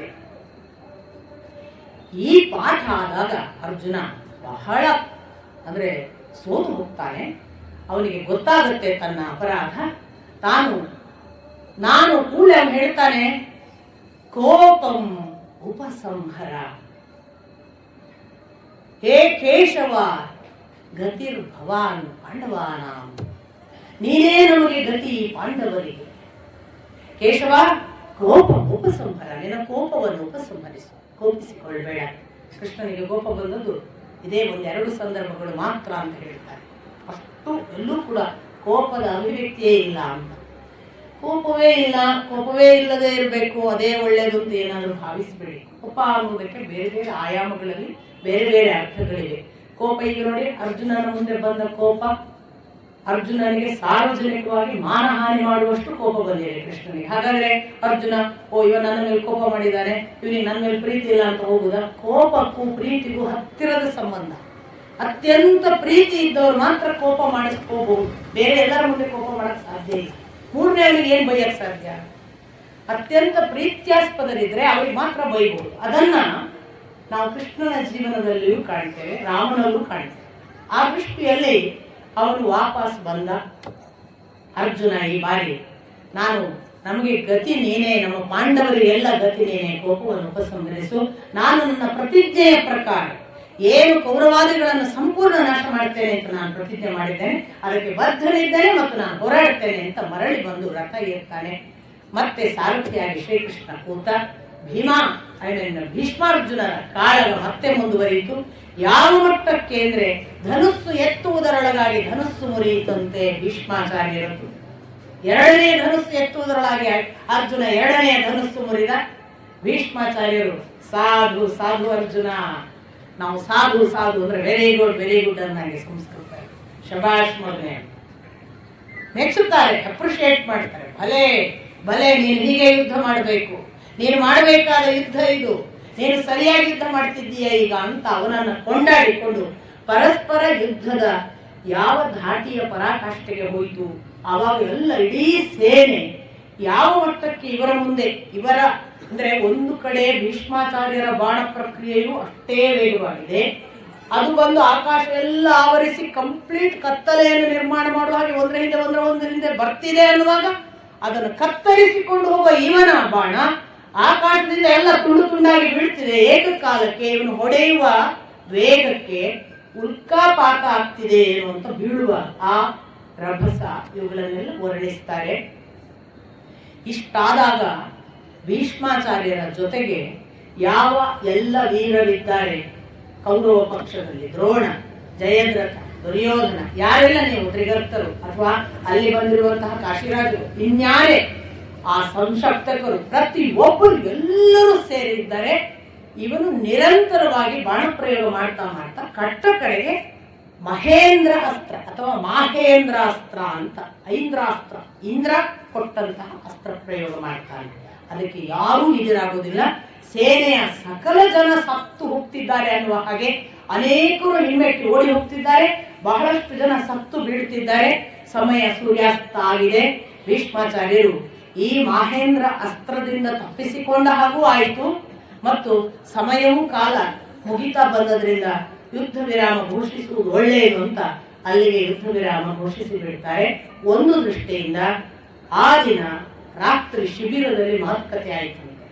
ಇದೇನು ಅರ್ಜುನ ಈ ಪರಿ ಕೊಂದ, 10,000 ರಥಗಳನ್ನು ಉರುಳಿಸಿದ್ದಾನೆ, 700 ಆನೆಗಳನ್ನು ಕೊಂದಿದ್ದಾನೆ ಅಂತ ಮಾತಾಡ್ಕೋತಾರೆ.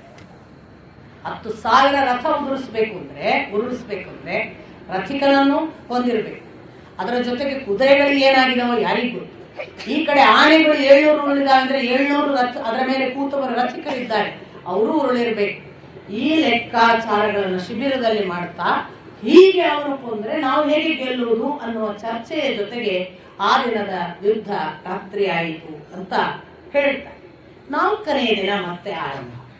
4ನೇ ದಿನದ ಯುದ್ಧ ಆರಂಭ ಆದಾಗ ಪ್ರಥಮದಲ್ಲಿ ಯಥಾ ಪ್ರಕಾರ ಯಾವ ವ್ಯೂಹ ರಚನೆ ಅನ್ನೋದೇ, ವ್ಯಾಲ ಅನ್ನುವ ವ್ಯೂಹ ರಚನೆ ಮಾಡಿದ್ರು ಅಂತ ಗೊತ್ತಾಗುತ್ತೆ. ಅದೇನು, ಯಾವ ಪ್ರಾಣಿಯೋ ಯಾವ ಆಕಾರವೋ ಗೊತ್ತಾಗಲ್ಲ. ಅದಕ್ಕೆ ಪ್ರತಿವ್ಯೂಹವೂ ಹಾಗೆ ಹೆಸರು ಹೇಳಲ್ಲ, ಪ್ರತಿವ್ಯೂಹ ರಚಿಸಿದ್ರು ಅಂತ ಅಷ್ಟೇ ಹೇಳ್ತಾರೆ. ಈ ವ್ಯಾಲ ವ್ಯೂಹಕ್ಕೆ ಪ್ರತಿವ್ಯೂಹ ರಚಿಸಿ ಯಥಾ ಪ್ರಕಾರ ನೀವು ಗಮನಿಸಬೇಕು. ಆರಂಭದಲ್ಲಿ ದ್ವಂದ್ವ ಯುದ್ಧ ನಡೀತದೆ. ಅಲ್ಲಿ ಯಾವಾಗಲೂ ಕೂಡ ದ್ವಂದ್ವ ಯುದ್ಧ ಬಂದಾಗ ದ್ರೋಣನಿಗೆ ದೃಷ್ಟದ್ಯುಮ್ನ, ದೃಷ್ಟಕೇತು ಒಬ್ಬ ಅಲ್ಲಿಯ ಜಯದ್ರಥನಂತವರನ್ನು, ಅಥವಾ ಇಲ್ಲಿ ದ್ರೋಣರಿದ್ರೆ ಆಚೆ ಕಡೆಯಿಂದ ನಾವು ಗಮನಿಸಬಹುದಾದದ್ದು ಒಂದು ಭೀಮ, ಭೀಷ್ಮ ಅಥವಾ ಭೀಷ್ಮ ಅಲ್ಲ ಅರ್ಜುನ, ಈ ತರ ಪ್ರತಿಸ್ಪರ್ಧಿಗಳು ಅವರವರು ಆಯ್ಕೆ ಮಾಡಿಕೊಂಡು ಯುದ್ಧ ಪ್ರಾರಂಭ ಆಯ್ತು. ಪ್ರಾರಂಭ ಆದ್ರೆ ಮಹಾಪ್ರಮುಖರೆಲ್ಲ ಒಬ್ಬೊಬ್ಬರನ್ನು ಇಟ್ಕೊಂಡಿದ್ದಾರೆ ಅನ್ಕೊಳ್ಳಿ. ಸಾತ್ಯಕಿ ಒಬ್ಬರ ಜೊತೆಗೆ ಇದ್ದಾನೆ, ಭೂರಿಶ್ರವಸ ಅನ್ಕೊಳ್ಳಿ, ಅಥವಾ ದೃಷ್ಟದ್ಯುಮ್ನ ಆಚೆ ಕಡೆಯಿಂದ ದ್ರೋಣರನ್ನ ಅಟ್ಯಾಕ್ ಮಾಡ್ತಿದ್ದಾನೆ, ಭೀಷ್ಮ ಅರ್ಜುನರು ಫೈಟ್ ಮಾಡ್ತಿದ್ದಾರೆ. ಹೀಗೆ ಪ್ರಮುಖರ ಜೊತೆಗೆ ಯುದ್ಧ ಮಾಡುವಾಗ ಈ ಕಡೆಯಿಂದ ಉಪ ಪಾಂಡವರಿದ್ದಾರಲ್ಲ 5 ಜನ ಉಪ ಪಾಂಡವರ ಜೊತೆಗೆ ಅಭಿಮನ್ಯು ಇದ್ದಾನೆ, ಇರಾವಂತ ಇದ್ದಾನೆ. ಇರಾವಂತ ಕೂಡ ನಿಮಗೆ ಗೊತ್ತು. ಇರಾವಂತನೂ ಸೇರಿಕೊಂಡು ಘಟೋತ್ಕಚ ಇದ್ದಾನೆ, ಭೀಮನ ಮಗ. ಎಲ್ಲರೂ ಕೂಡ ಪಾಂಡವರ ಮಕ್ಕಳು. ಇವರು ಸೇರ್ಕೊಂಡು ಇವರ ಜೊತೆಗೆ ಒಂದಿಷ್ಟು ಸೇನೆ ಇಟ್ಕೊಂಡು ಯುದ್ಧ ಪ್ರಾರಂಭ ಮಾಡ್ತಾರೆ. ಯಾವ ಮಟ್ಟಕ್ಕೆ ಅಭಿಮನ್ಯುವಿನ ಯುದ್ಧ ಜೋರಾಗ್ತದೆ ಅಂತಂದ್ರೆ ಅವರಿಗೆ ಪ್ರತಿಸ್ಪರ್ಧಿಗಳಾಗಿ ಅವರನ್ನ ಅಟ್ಯಾಕ್ ಮಾಡೋದಕ್ಕೆ ಈ ಕಡೆಯಿಂದ ದುರ್ಯೋಧನನ ತಮ್ಮಂದರೆಲ್ಲ ಸೇರ್ತಾರೆ. ದುರ್ಯೋಧನನ ತಮ್ಮಂದ್ರು ಮಾತ್ರ ಅಲ್ಲ, ದುರ್ಯೋಧನನ ಮಗ ಲಕ್ಷ್ಮಣ ಕೂಡ ಯುದ್ಧಕ್ಕೆ ಬರ್ತಾನೆ. ಯುದ್ಧ ಪ್ರಭಾವ ಎಷ್ಟು ಪರಿಣಾಮಕಾರಿಯಾಗಿ ಆಗ್ತದೆ ಅಂದ್ರೆ ಆ ಕಡೆ ದೊಡ್ಡವರ ವಿವರವನ್ನ ಬಿಟ್ಬಿಡ್ತಾರೆ, ಈಚೆ ಕಡೆಯಿಂದ ನಮಗೆ ವಿವರವನ್ನು ಕೊಡೋದಿಲ್ಲ. ದೊಡ್ಡವರ ಯುದ್ಧ ಒಂದ್ ಕಡೆ ನಡೀತಿದೆ. ಈ ಯುದ್ಧ ಅಭಿಮನ್ಯುವಿನ ಪರಾಕಾಷ್ಠೆ ಯುದ್ಧ ಯಾವ ಮಟ್ಟಕ್ಕೆ ಅಂತಂದ್ರೆ ದುರ್ಯೋಧನನ ತಮ್ಮಂದರಾಗ್ಲಿ ಲಕ್ಷ್ಮಣನಾಗ್ಲಿ ಎಲ್ಲಕ್ಕೆ ಸಾಧ್ಯ ಇಲ್ಲ ಅನ್ನೋ ಹಾಗೆ ಕಡೆಗೆ ಎಲ್ಲಾ ತುಕುಡಿ ಇಲ್ಲಿಗೆ ಬರ್ಬೇಕಾಗುತ್ತೆ. ದೊಡ್ಡ ವೀರರ ಜೊತೆಗೆ ಅವರೆಲ್ಲ ಒಂದು ಯುದ್ಧ ಮಾಡುವಾಗ ಅವರೆಲ್ಲ ದೊಡ್ಡವರು ಇಲ್ಲಿ ಬಂದ್ರು ಅಂದ್ರೆ ನಾನು ಅಭಿಮನ್ಯುವಿನ ಜೊತೆಗಿರ್ಬೇಕು ಅಂತ ಅರ್ಜುನ ಬರ್ತಾರೆ. ಅರ್ಜುನ ಬಂದ್ಕೊಳ್ಳಿ ಈ ಕಡೆಯಿಂದ ಭೀಮಸೇನ ಅವರೆಲ್ಲ ಬರೋರೆ, ಸಾತ್ಯಕಿ ಮತ್ತೊಬ್ಬರು. ಈ ದೃಷ್ಟಿಯಲ್ಲಿ ಅರ್ಜುನ ಒಂದು ಕಡೆ ಕೊಂಡಾಡ್ತಾನಂತೆ, ನನ್ನ ಮಗ ಹೌದು ಇವನು. ಆ ಮಟ್ಟಕ್ಕೆ ಅಭಿಮನ್ಯು ಅರ್ಜುನನನ್ನು ಮೀರಿಸುವ ಒಬ್ಬ ಬಿರುಗಾರ ಅನ್ನುವ ಹಾಗೆ ಅಲ್ಲಿ ಅವನ ಯುದ್ಧ ಪ್ರದರ್ಶನ ಆಗ್ತದೆ. ಅಭಿಮನ್ಯುವಿನ ಯುದ್ಧವನ್ನ ನೋಡಿ ಎಷ್ಟು ಕಂಗಾಲಾಗ್ತಾರೆ. ಅಷ್ಟೇ ಹೊತ್ತಿಗೆ ಅವನು ಯಾವ ಮಟ್ಟಕ್ಕೆ ಯುದ್ಧದಲ್ಲಿ ನೇರ ಲಕ್ಷ್ಮಣನನ್ನು ಹೊಡಿತಾನೆ ಅಂತಂದ್ರೆ ಲಕ್ಷ್ಮಣನನ್ನ ರಥದಿಂದ ಬೀಳಿಸಿ ಅವನು ರಥದಿಂದ ಕೆಳಗೆ ಭೂಮಿಯಲ್ಲಿ ಓಡಾಡೋ ಸ್ಥಿತಿ ಬರುತ್ತೆ. ರಥಿಕನನ್ನು ಕೊಲ್ಲುವುದು, ಕುದುರೆಯನ್ನು ಕೆಡಹುವುದು, ಮತ್ತು ರಥ ಬೀಳಬೇಕು ಛಿದ್ರವಾಗಿ. ಅಷ್ಟು ಮಾಡಿದ ಮೇಲೆ ಲಕ್ಷ್ಮಣ ನೆಲದಲ್ಲಿ ಓಡಾಡುವ ಮತ್ತು ಅಸಹಾಯನಾಗಿ ತಿರುಗಾಡುವ ಹೊತ್ತಿಗೆ ಕೂಡಲೇ ಲಕ್ಷ್ಮಣನ ಸಹಾಯಕ್ಕೆ ಕೃಪಾಚಾರ್ಯರು ರಥ ತಗೊಂಡು ಬಂದು ಲಕ್ಷ್ಮಣನ ಮೇಲೆ ಕುಡಿಸ್ಕೊಂಡು ಹೋಗ್ತಾರೆ. ಸಿಟ್ಟು ಬಂತು ನೋಡಿ ದುರ್ಯೋಧನಿಗೆ. 25,000 ಜನ ಸೇನೆಯನ್ನು ಅವನ ವಿರುದ್ಧ ಬಿಡ್ತಾರೆ. ಈಗ ಅಭಿಮನ್ಯನ ವಿರುದ್ಧ ಬಿಟ್ಟ ಸೇನೆ ಇದ್ದಕ್ಕಿದ್ದ ಹಾಗೆ ಭೀಮಸಾತ್ಯಕಿ ಇವರು ಮುಖಾಮುಖಿ ಮಾಡುತ್ತಾರೆ. ಅರ್ಜುನ ಒಂದು ಕಡೆ ಹೋಗಿದ್ದಾನೆ. ಈ ಭೀಮಸಾತ್ಯಕಿಯರು ಒಂದೇ ಸಮನೆ ಯುದ್ಧ ಮಾಡುವಾಗ ಆ ಕಡೆ ಸಾತ್ಯಕಿ 25,000 ತುಕಡಿಯನ್ನು ನೋಡಿದ್ರೆ ಈ ಕಡೆ ಭೀಮನ ವಿರುದ್ಧ ಮಗಧ ಸೈನ್ಯವನ್ನು ಬಿಡ್ತಾನೆ ದುರ್ಯೋಧನ. ಮಗಧ ಸೇನೆ ಹೋಗ್ಲಿ, ಒಬ್ಬ ಭೀಮನನ್ನ ಅವನೇ ಅಂದ್ರೆ ಒಬ್ಬ ಸಾತ್ಯಕಿ ಒಬ್ಬ ಭೀಮ ಅವರಿಗೆ ಸಪರೇಟ್ ತುಕಡಿಯನ್ನು ಕೊಟ್ಟು ಬಿಟ್ರೆ ಅವರು ವೀಕ್ ಆಗ್ತಾರಲ್ಲ, ಅವ್ರನ್ನ ಸಪರೇಟ್ ಮಾಡೋಣ ಅಂತ. ಯಥಾ ಪ್ರಕಾರ ಭೀಮ ಒಬ್ಬಂಟಿ, ಮಗಧ ಸೇನೆ ಇಡೀ ಬಂದಿದೆ. ಯಾವಾಗೆಲ್ಲ ಪೂರ್ತಿ ಒಬ್ಬನೇ ಆಗ್ತಾನಲ್ಲ ಭೀಮ, ಅವರ ರಥದಿಂದ ಇಳಿದೇ ಬಿಡೋದು ಅವನೊಂದು ವಿಶೇಷ ಪ್ರಕ್ರಿಯೆ. ಅವ ಹೀಗೆ ನೋಡ್ತಾನೆ, ಮಗಧ ಸೇನೆ ಇಡೀ ಬಂದಿದೆ, ಸಾತ್ಯಕಿ ಇನ್ನೊಂದು ಸೇನೆಯ ಜೊತೆಗೆ ಹೋರಾಟ ಮಾಡಬೇಕು. ಅಭಿಮನ್ಯು ಮೊದಲಾದವರಿಗೆ ಈಗಾಗಲೇ ಸೇನೆಯನ್ನ ಬಿಟ್ಟಿದ್ದಾನೆ ಕೌರವ ಅಲ್ಲಿ ಇದ್ದಾರೆ. ಅರ್ಜುನ ಮತ್ತೊಂದು ಕಡೆ. ತಕ್ಷಣ ಏನ್ ಮಾಡ್ತಾನೆ ಅಂದ್ರೆ ಭೀಮ, ಓಹೋ ನೀವು ಇಷ್ಟು ಜನ ಬಂದಿದ್ದೀರಾ, ಬನ್ನಿ ಮಕ್ಕಳ್ರ ಅನ್ಕೋತಾ ರಥದಿಂದ ಗದೆ ಹಿಡ್ಕೊಂಡು ಕೆಳಗಿಳಿತಾನೆ. ಯಾವ ಮಟ್ಟಕ್ಕೆ ಗದೆ ಹಿಡಿದು ಗಜ ಸೇನೆಯೇ ಬರುವುದು, ಅದು ಮಗದ ಸೇನೆ ಬರುವಾಗ ಎಲ್ಲ ಆನೆಯಲ್ಲಿ ಬರುವುದು. ಈ ಗಜ ಸೇನೆಯನ್ನ ಹೇಗೆ ನಾಶ ಮಾಡ್ತಾನೆ ಅಂತಂದ್ರೆ ಒಂದೊಂದು ಗಜವನ್ನು ಒಂದೊಂದು ಏಟಿನಿಂದ, ತನ್ನ ಗದೆ ಏಟಿನಿಂದ ಕೆಲವಕ್ಕೆ ಒಂದು ಕಾಲಿಗೆ ಕೊಟ್ಟ ಅಂದ್ರೆ ಮುರಿದು ಬೀಳ್ಬೇಕು, ಒಂದು ಪೃಷ್ಠಕ್ಕೆ ಏಟು ಬಿತ್ತು ಅಂದ್ರೆ ಅದರ ಸೊಂಟ ಮುರಿದೋದು ಬೀಳ್ಬೇಕು, ಒಂದು ದಾಡೆಗೆ ಕೊಟ್ಟ ಏಟಿಗೆ ಅದರ ಮುಖ ಭಾಗ ಹರಿದು ಅದು ನೋವಿನಿಂದ ವೇದನೆಯಿಂದ ಕುಸಿಬೇಕು, ಒಂದು ಮದಗಜಕ್ಕೆ ಜಾಗ ಇದೆಯಲ್ಲ ಗಂಡಸ್ಥಳ, ಅಲ್ಲಿಗೆ ಕೊಟ್ರೆ ಅದು ರಕ್ತ ಕಾರಿಕೊಂಡು ಕುಸಿಬೇಕು. ಈ ಪರಿ ಆನೆಗಳನ್ನು ಹೊಡಿತಾ ಹೋದ್ರೆ ಆ ಆನೆಗಳು ಬಿದ್ದ ಜಾಗ ಹೇಗಿತ್ತು ಅನ್ನೋದನ್ನ ವಿವರಿಸ್ತಾ ವೇದವ್ಯಾಸರು ಅಥವಾ ಸಂಜಯ ಹೇಳ್ತಾನೆ, ಪರ್ವತವೇ ನೆಲಕ್ಕೆ ಬಿದ್ದ ಹಾಗೆ ಅಲ್ಲೊಂದು ಪರ್ವತದ ರಾಶಿ ಆಯಿತು. ಆನೆಗಳ ಕಪ್ಪು ಪರ್ವತದ ರಾಶಿ, ಅದರ ಮೇಲೆ ಎಲ್ಲ ಹತ್ಕೊಂಡು ಯಾರ್ಯಾರನ್ನು ಬಡಿಬೇಕು ಬಡಿತಾ ಹೋಗ್ತಾ ಇದ್ದಾನೆ. ಈ ಭೀಮ ಪರಾಕ್ರಮಕ್ಕೆ ಇನ್ನೊಂದು ಸಾಟಿ ಇಲ್ಲ ಅನ್ನುವ ಹಾಗೆ ಭೀಮ ಸಿಕ್ಕಾಪಟ್ಟೆ ಕ್ರೋಧಾಭಿಭೂತ. ಅಂದ್ರೆ ಅವನಿಗೆ ಇಷ್ಟು ಸಿಟ್ಟು, ಅವನ ಕೈ ಸಿಕ್ಕವ್ರು ಯಾರು ಉಳಿಯಲ್ಲ. ಈ ತರ ಕೊಲ್ತಾ ಮಗಧ ಸೇನೆ ನಾಶ ಮಾಡ್ತಾನೆ. ಈಗ ಭೀಮನ ಈ ಪರಾಕ್ರಮವನ್ನ ನೋಡಿ ಇವನನ್ನ ನಾವು ಈಗ ಹೀಗೆ ಬಿಟ್ರೆ ಇವನು ಇನ್ನೂ ಮುಂದುವರಿತಾನೆ, ನಮ್ಮ ಸೇನೆ ಪೂರ ನಾಶ ಆಗ್ತದೆ ಅಂತ ಯಥಾ ಪ್ರಕಾರ ಒಂದು 14 ಜನ, ಅವರ ಹೆಸರೆಲ್ಲ ದುಶ್ಯಾಸನನ ಸಹಿತವಾಗಿ ಸುಮಾರು ಜನ 14 ಜನ ದುರ್ಯೋಧನನ ತಮ್ಮಂದರು ಎದುರಾಗ್ತಾರೆ. ಈ ದುರ್ಯೋಧನನ ತಮ್ಮಂದರು ಎದುರಾದ್ರೆ ಓಹೋ ನೀವು ಬಂದ್ರೆ ಬನ್ನಿ ಶಬಾಷ್ ಅಂತ ಇವ ಮತ್ತೆ ಯುದ್ಧಕ್ಕೆ ತೊಡಗ್ತಾನೆ. ಯಾವ ಮಟ್ಟಕ್ಕೆ ಭೀಮ ಹೋರಾಟ ಮಾಡ್ತಾನೆ ಅಂದ್ರೆ ಆ ದಿನ ಅವನು ಏನು ಮುಲಾಜಿಲ್ಲದೆ, ನಾನು ಕಾಯ್ತಿದ್ದೆ ನನಗೆ ಇದೇ ಬೇಕಾಗಿದ್ದ ಅವಕಾಶ ಅನ್ನುವ ಹಾಗೆ 8 ಜನ ದುರ್ಯೋಧನನ ತಮ್ಮಂದರನ್ನು ಕೊಲ್ತಾರೆ. ಉಳಿದ 6 ಜನ ಓಡಿ ಹೋಗ್ತಾರೆ 14 ಜನರಲ್ಲಿ. ಆದ್ರಿಂದ ಅವರು ಬದುಕಿಕೊಳ್ತಾರೆ. ಇಲ್ಲಾರ ನಾವು 14 ಜನರನ್ನು ಕೊಂದು ಮುಗಿಸ್ತೀವಿ. ತನ್ನ ತಮ್ಮಂದಿರು 8 ಜನರನ್ನು ಭೀಮ ಕೊಂದಿದ್ದಾನೆ ಅನ್ನುವ ಒಂದು ಸುದ್ದಿ ಗೊತ್ತಾಗದೆ ದುರ್ಯೋಧನ ಕೆಂಡಾಮಂಡಲ ಆಗ್ತಾನೆ. ತಕ್ಷಣವೇ ಅವನು ಏನು ಸಾಧ್ಯವೋ ಆ ಥರದಲ್ಲಿ ತನ್ನ ಸೇನೆ ಹೋಗಿ ಅವನನ್ನು ಹೋರಾಟ ಮಾಡೋದಕ್ಕೆ ಬಿಡಬೇಕು ಅಂತ ಹೇಳಿ ಶಲ್ಯನನ್ನು, ಹುರಿಶ್ರವಸನನ್ನು, ಭಗದತ್ತನನ್ನು ಎಲ್ಲರನ್ನು ಹೋಗಿ ಅಂತ ಚೋಬಿಡ್ತಾನೆ. ಇತ್ತ ಶಲ್ಯನನ್ನು ಅವನ ಜೊತೆಗೆ ಈ ಭೀಮ ಹೋರಾಟ ಮಾಡಿದ ಪರಿಣಾಮವಾಗಿ ಶಲ್ಯ ಪಲಾಯನ ಮಾಡಬೇಕಾಗುತ್ತೆ. ಆ ಪರಿ ಭೀಮನ ಹೋರಾಟ.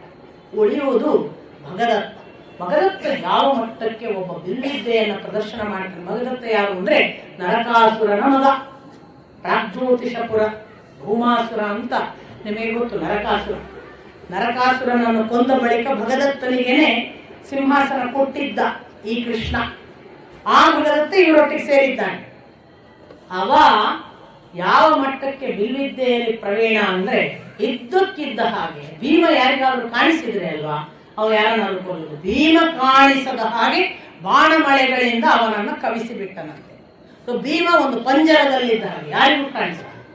ಅಷ್ಟು ಮಾತ್ರ ಮಾಡಲಿಲ್ಲ, ಭೀಮನನ್ನು ಪ್ರಜ್ಞೆ ಹೋಗುವ ಹಾಗೆ ಮಾಡಿದ ಅನ್ನುವವರೆಗೆ ಅವನ ಬಾಣವನ್ನ ನೇರ ಪ್ರಯೋಗ ಮಾಡಿ ಅವನು ಮೂರ್ಛಾವಸ್ಥೆಯಲ್ಲಿ ಬೀಳಬೇಕು. ಇಂತಹ ಹೊತ್ತಿನಲ್ಲಿ ಭಗದತ್ತ ಈಗ ಇನ್ನು ಹೀಗೆ ಬಿಟ್ಟರೆ ನಮ್ಮ ಅಪ್ಪನನ್ನು ಕೊಲ್ತಾನೆ ಅಂತ ಘಟೋತ್ಕಚನಿಗೆ ಗೊತ್ತಾಗ್ತದೆ.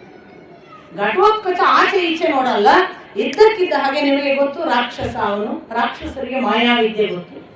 ಅವನು ಇದ್ದಕ್ಕಿದ್ದ ಹಾಗೆ ಮಾಯ ಆಗ್ತಾನೆ. ಮಾಯ ಆದವನು ಮತ್ತೆ ಆಕಾಶದಿಂದ ಐರಾವತದಲ್ಲಿ ಹತ್ತಿ ಇಳಿದು ಬರ್ತಾನೆ, ಇಂದ್ರ ಬಂದ ಹಾಗೆ ಕಾಣಿಸ್ತಾನೆ. ಎಲ್ಲರೂ ಕೂಡ ಗಾಬರಿ ಆಗಿ ನೋಡುವ ಹಾಗೆ 4 ದೇವತೆಗಳನ್ನೂ ಜೊತೆಗೆ ಕರ್ಕೊಂಡು ಬಂದ ಹಾಗೆ 4 ಆನೆಗಳು, ಆ 4 ಆನೆಗಳಲ್ಲಿ 4 ದೇವತೆಗಳ ಹಾಗೆ ಇವನ ಸಹಾಯಕರು ಮತ್ತು ಇವನು ಸ್ವತಃ ಇಂದ್ರನ ಹಾಗೆ ಮೇಲಿನಿಂದ ಇಳಿದು ಬರ್ತಾನೆ. ಘಟೋತ್ಕಚ ಬಂದು ಮಾಡಿದ ಮಾಯಾವಿದ್ಯೆಯ ಪರಿಣಾಮ ಯಾವ ಮಟ್ಟಕ್ಕೆ ಅಂದ್ರೆ ಅವನು ಮಾಡ್ತಾ ಹೋದ ಯುದ್ಧದ ಪರಿಣಾಮವಾಗಿ ಭಗದತ್ತ ಇನ್ನೇನು ಸಾಯ್ತಾನೆ ಅಥವಾ ಅವನು ರಥದಿಂದ ವಿಮುಖನಾಗಿ ಬೀಳಬೇಕು, ಆ ಸ್ಥಿತಿಯಲ್ಲಿದ್ದಾಗ ಘಟೋತ್ಕಚ ಗರ್ಜಿಸ್ತಾನೆ. ಅವನ ಗರ್ಜನೆ ಆ ಕಡೆ ಎಲ್ಲೋ ಯುದ್ಧ ಮಾಡ್ತಿದ್ದ ಭೀಷ್ಮಾಚಾರ್ಯರಿಗೆ ಕೇಳ್ತದೆ. ಈ ಕಡೆ ಭಗದತ್ತ ಅವನು ಕೂಡ ಚೀರ್ತಾನೆ, ಅದು ಅವರಿಗೆ ಕೇಳ್ತದೆ. ಅವರು ತಕ್ಷಣ ಹೇಳ್ತಾರೆ, ಘಟೋತ್ಕಚ ಯುದ್ಧಕ್ಕೆ ನಿಂತಿದ್ದಾನೆ ಅಂದರೆ ಭಗದತ್ತ ಮಾತ್ರ ಅಲ್ಲ, ಅಲ್ಲಿರುವ ಸರ್ವರು ನಾಶವಾಗ್ತಾರೆ. ನಾವು ಈ ಕ್ಷಣ ಹೋಗಬೇಕು ದ್ರೋಣಾಚಾರ್ಯರೇ, ತಡ ಮಾಡಬಾರದು, ಶೀಘ್ರ ಹೊರಡಿ ಅಂತ ಆದಿಕೆಗೆ ಬರ್ತಾರೆ. ಅಷ್ಟು ಜನ ದ್ರೋಣಾಚಾರ್ಯರು, ಭೀಷ್ಮಾಚಾರ್ಯರು ಮತ್ತು ಯಾರೆಲ್ಲ ಇದ್ದಾರೆ ಪ್ರಬಲ ವೀರರು, ಅಷ್ಟೂ ಜನ ಘಟೋತ್ಕಚನನ್ನ ಎದುರಿಸಬೇಕು ಅಂತ ಬರ್ತಾರೆ.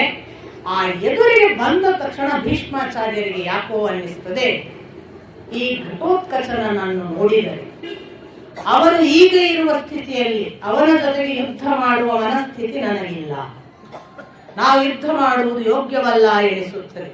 ನಾನು ಮಾತ್ರವಲ್ಲ, ನಾವು ಯಾರು ಕೂಡ ಈಗ ಯುದ್ಧ ಮಾಡದೆ ಹಿಂತಿರುಗುವುದೇ ಹೆಚ್ಚು ಉಚಿತವಾದದ್ದು. ಆದ್ದರಿಂದ ಹೇಗೂ ಸಮಯ ಸೂರ್ಯಾಸ್ತಕ್ಕೆ ಹತ್ತಿರವಾಗಿದೆ, ನಾವು ಯುದ್ಧ ವಿಮುಖರಾಗಿ ಇವತ್ತು ವಿರಾಮ ಘೋಷಿಸುವುದು ಒಳ್ಳೆಯದು ಅಂತ ನೋಡಿ ಆ ಘಟೋತ್ಕಚನ ಪರಿಣಾಮಕ್ಕೆ ಪ್ರತಿಕ್ರಿಯಾತ್ಮಕವಾಗಿ ಭೀಷ್ಮಾಚಾರ್ಯರು ಆ ದಿನದ ಯುದ್ಧವನ್ನು ವಿರಾಮ ಅಂತ ಘೋಷಿಸಿಬಿಡ್ತಾರೆ. ಹಾಗಾಗಿ 4ನೇ ದಿವಸದಲ್ಲಿ ನಡೆದ ಮುಖ್ಯ ಘಟನೆಯಲ್ಲಿ ಈ ಏನು ಭೀಮ ಕೊಂದ ಅನ್ನುವ ಒಂದು ವಿವರಣೆ, ಲಕ್ಷ್ಮಣ ಸೋತ ಅನ್ನುವುದು ಅಭಿಮನ್ಯುವಿನಿಂದ ಸೋತು ಹೇಡಿಯ ಹಾಗೆ ನೆಲಕ್ಕೆ ನಡೆದಾಡುವ ಸ್ಥಿತಿಗೆ ಬಂದಾಗ ಕೃಪರು ಆಶ್ರಯ ಕೊಟ್ಟು ರಥದಲ್ಲಿ ಕರ್ಕೊಂಡು ಹೋದ್ರು ಅನ್ನೋದು ಒಂದು ಭಾಗ. ಇತ್ತ ಭೀಮನ ಕೈಯಿಂದ 8 ಜನ ದುರ್ಯೋಧನನ ತಮ್ಮಂದರು ಸತ್ರು ಅನ್ನೋದು ಇನ್ನೊಂದು ಘಟನೆ.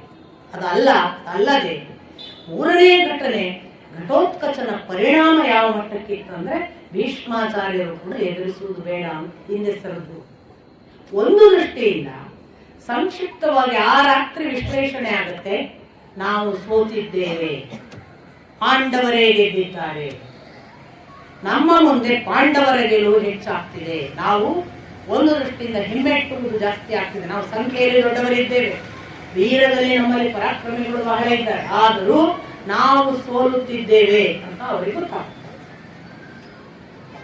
ವಿಶ್ಲೇಷಣೆ ಹೀಗೆ ಆಗುವಾಗ ಧೃತರಾಷ್ಟ್ರ ಸಂಜಯನನ್ನು ಕೇಳ್ತಾನೆ,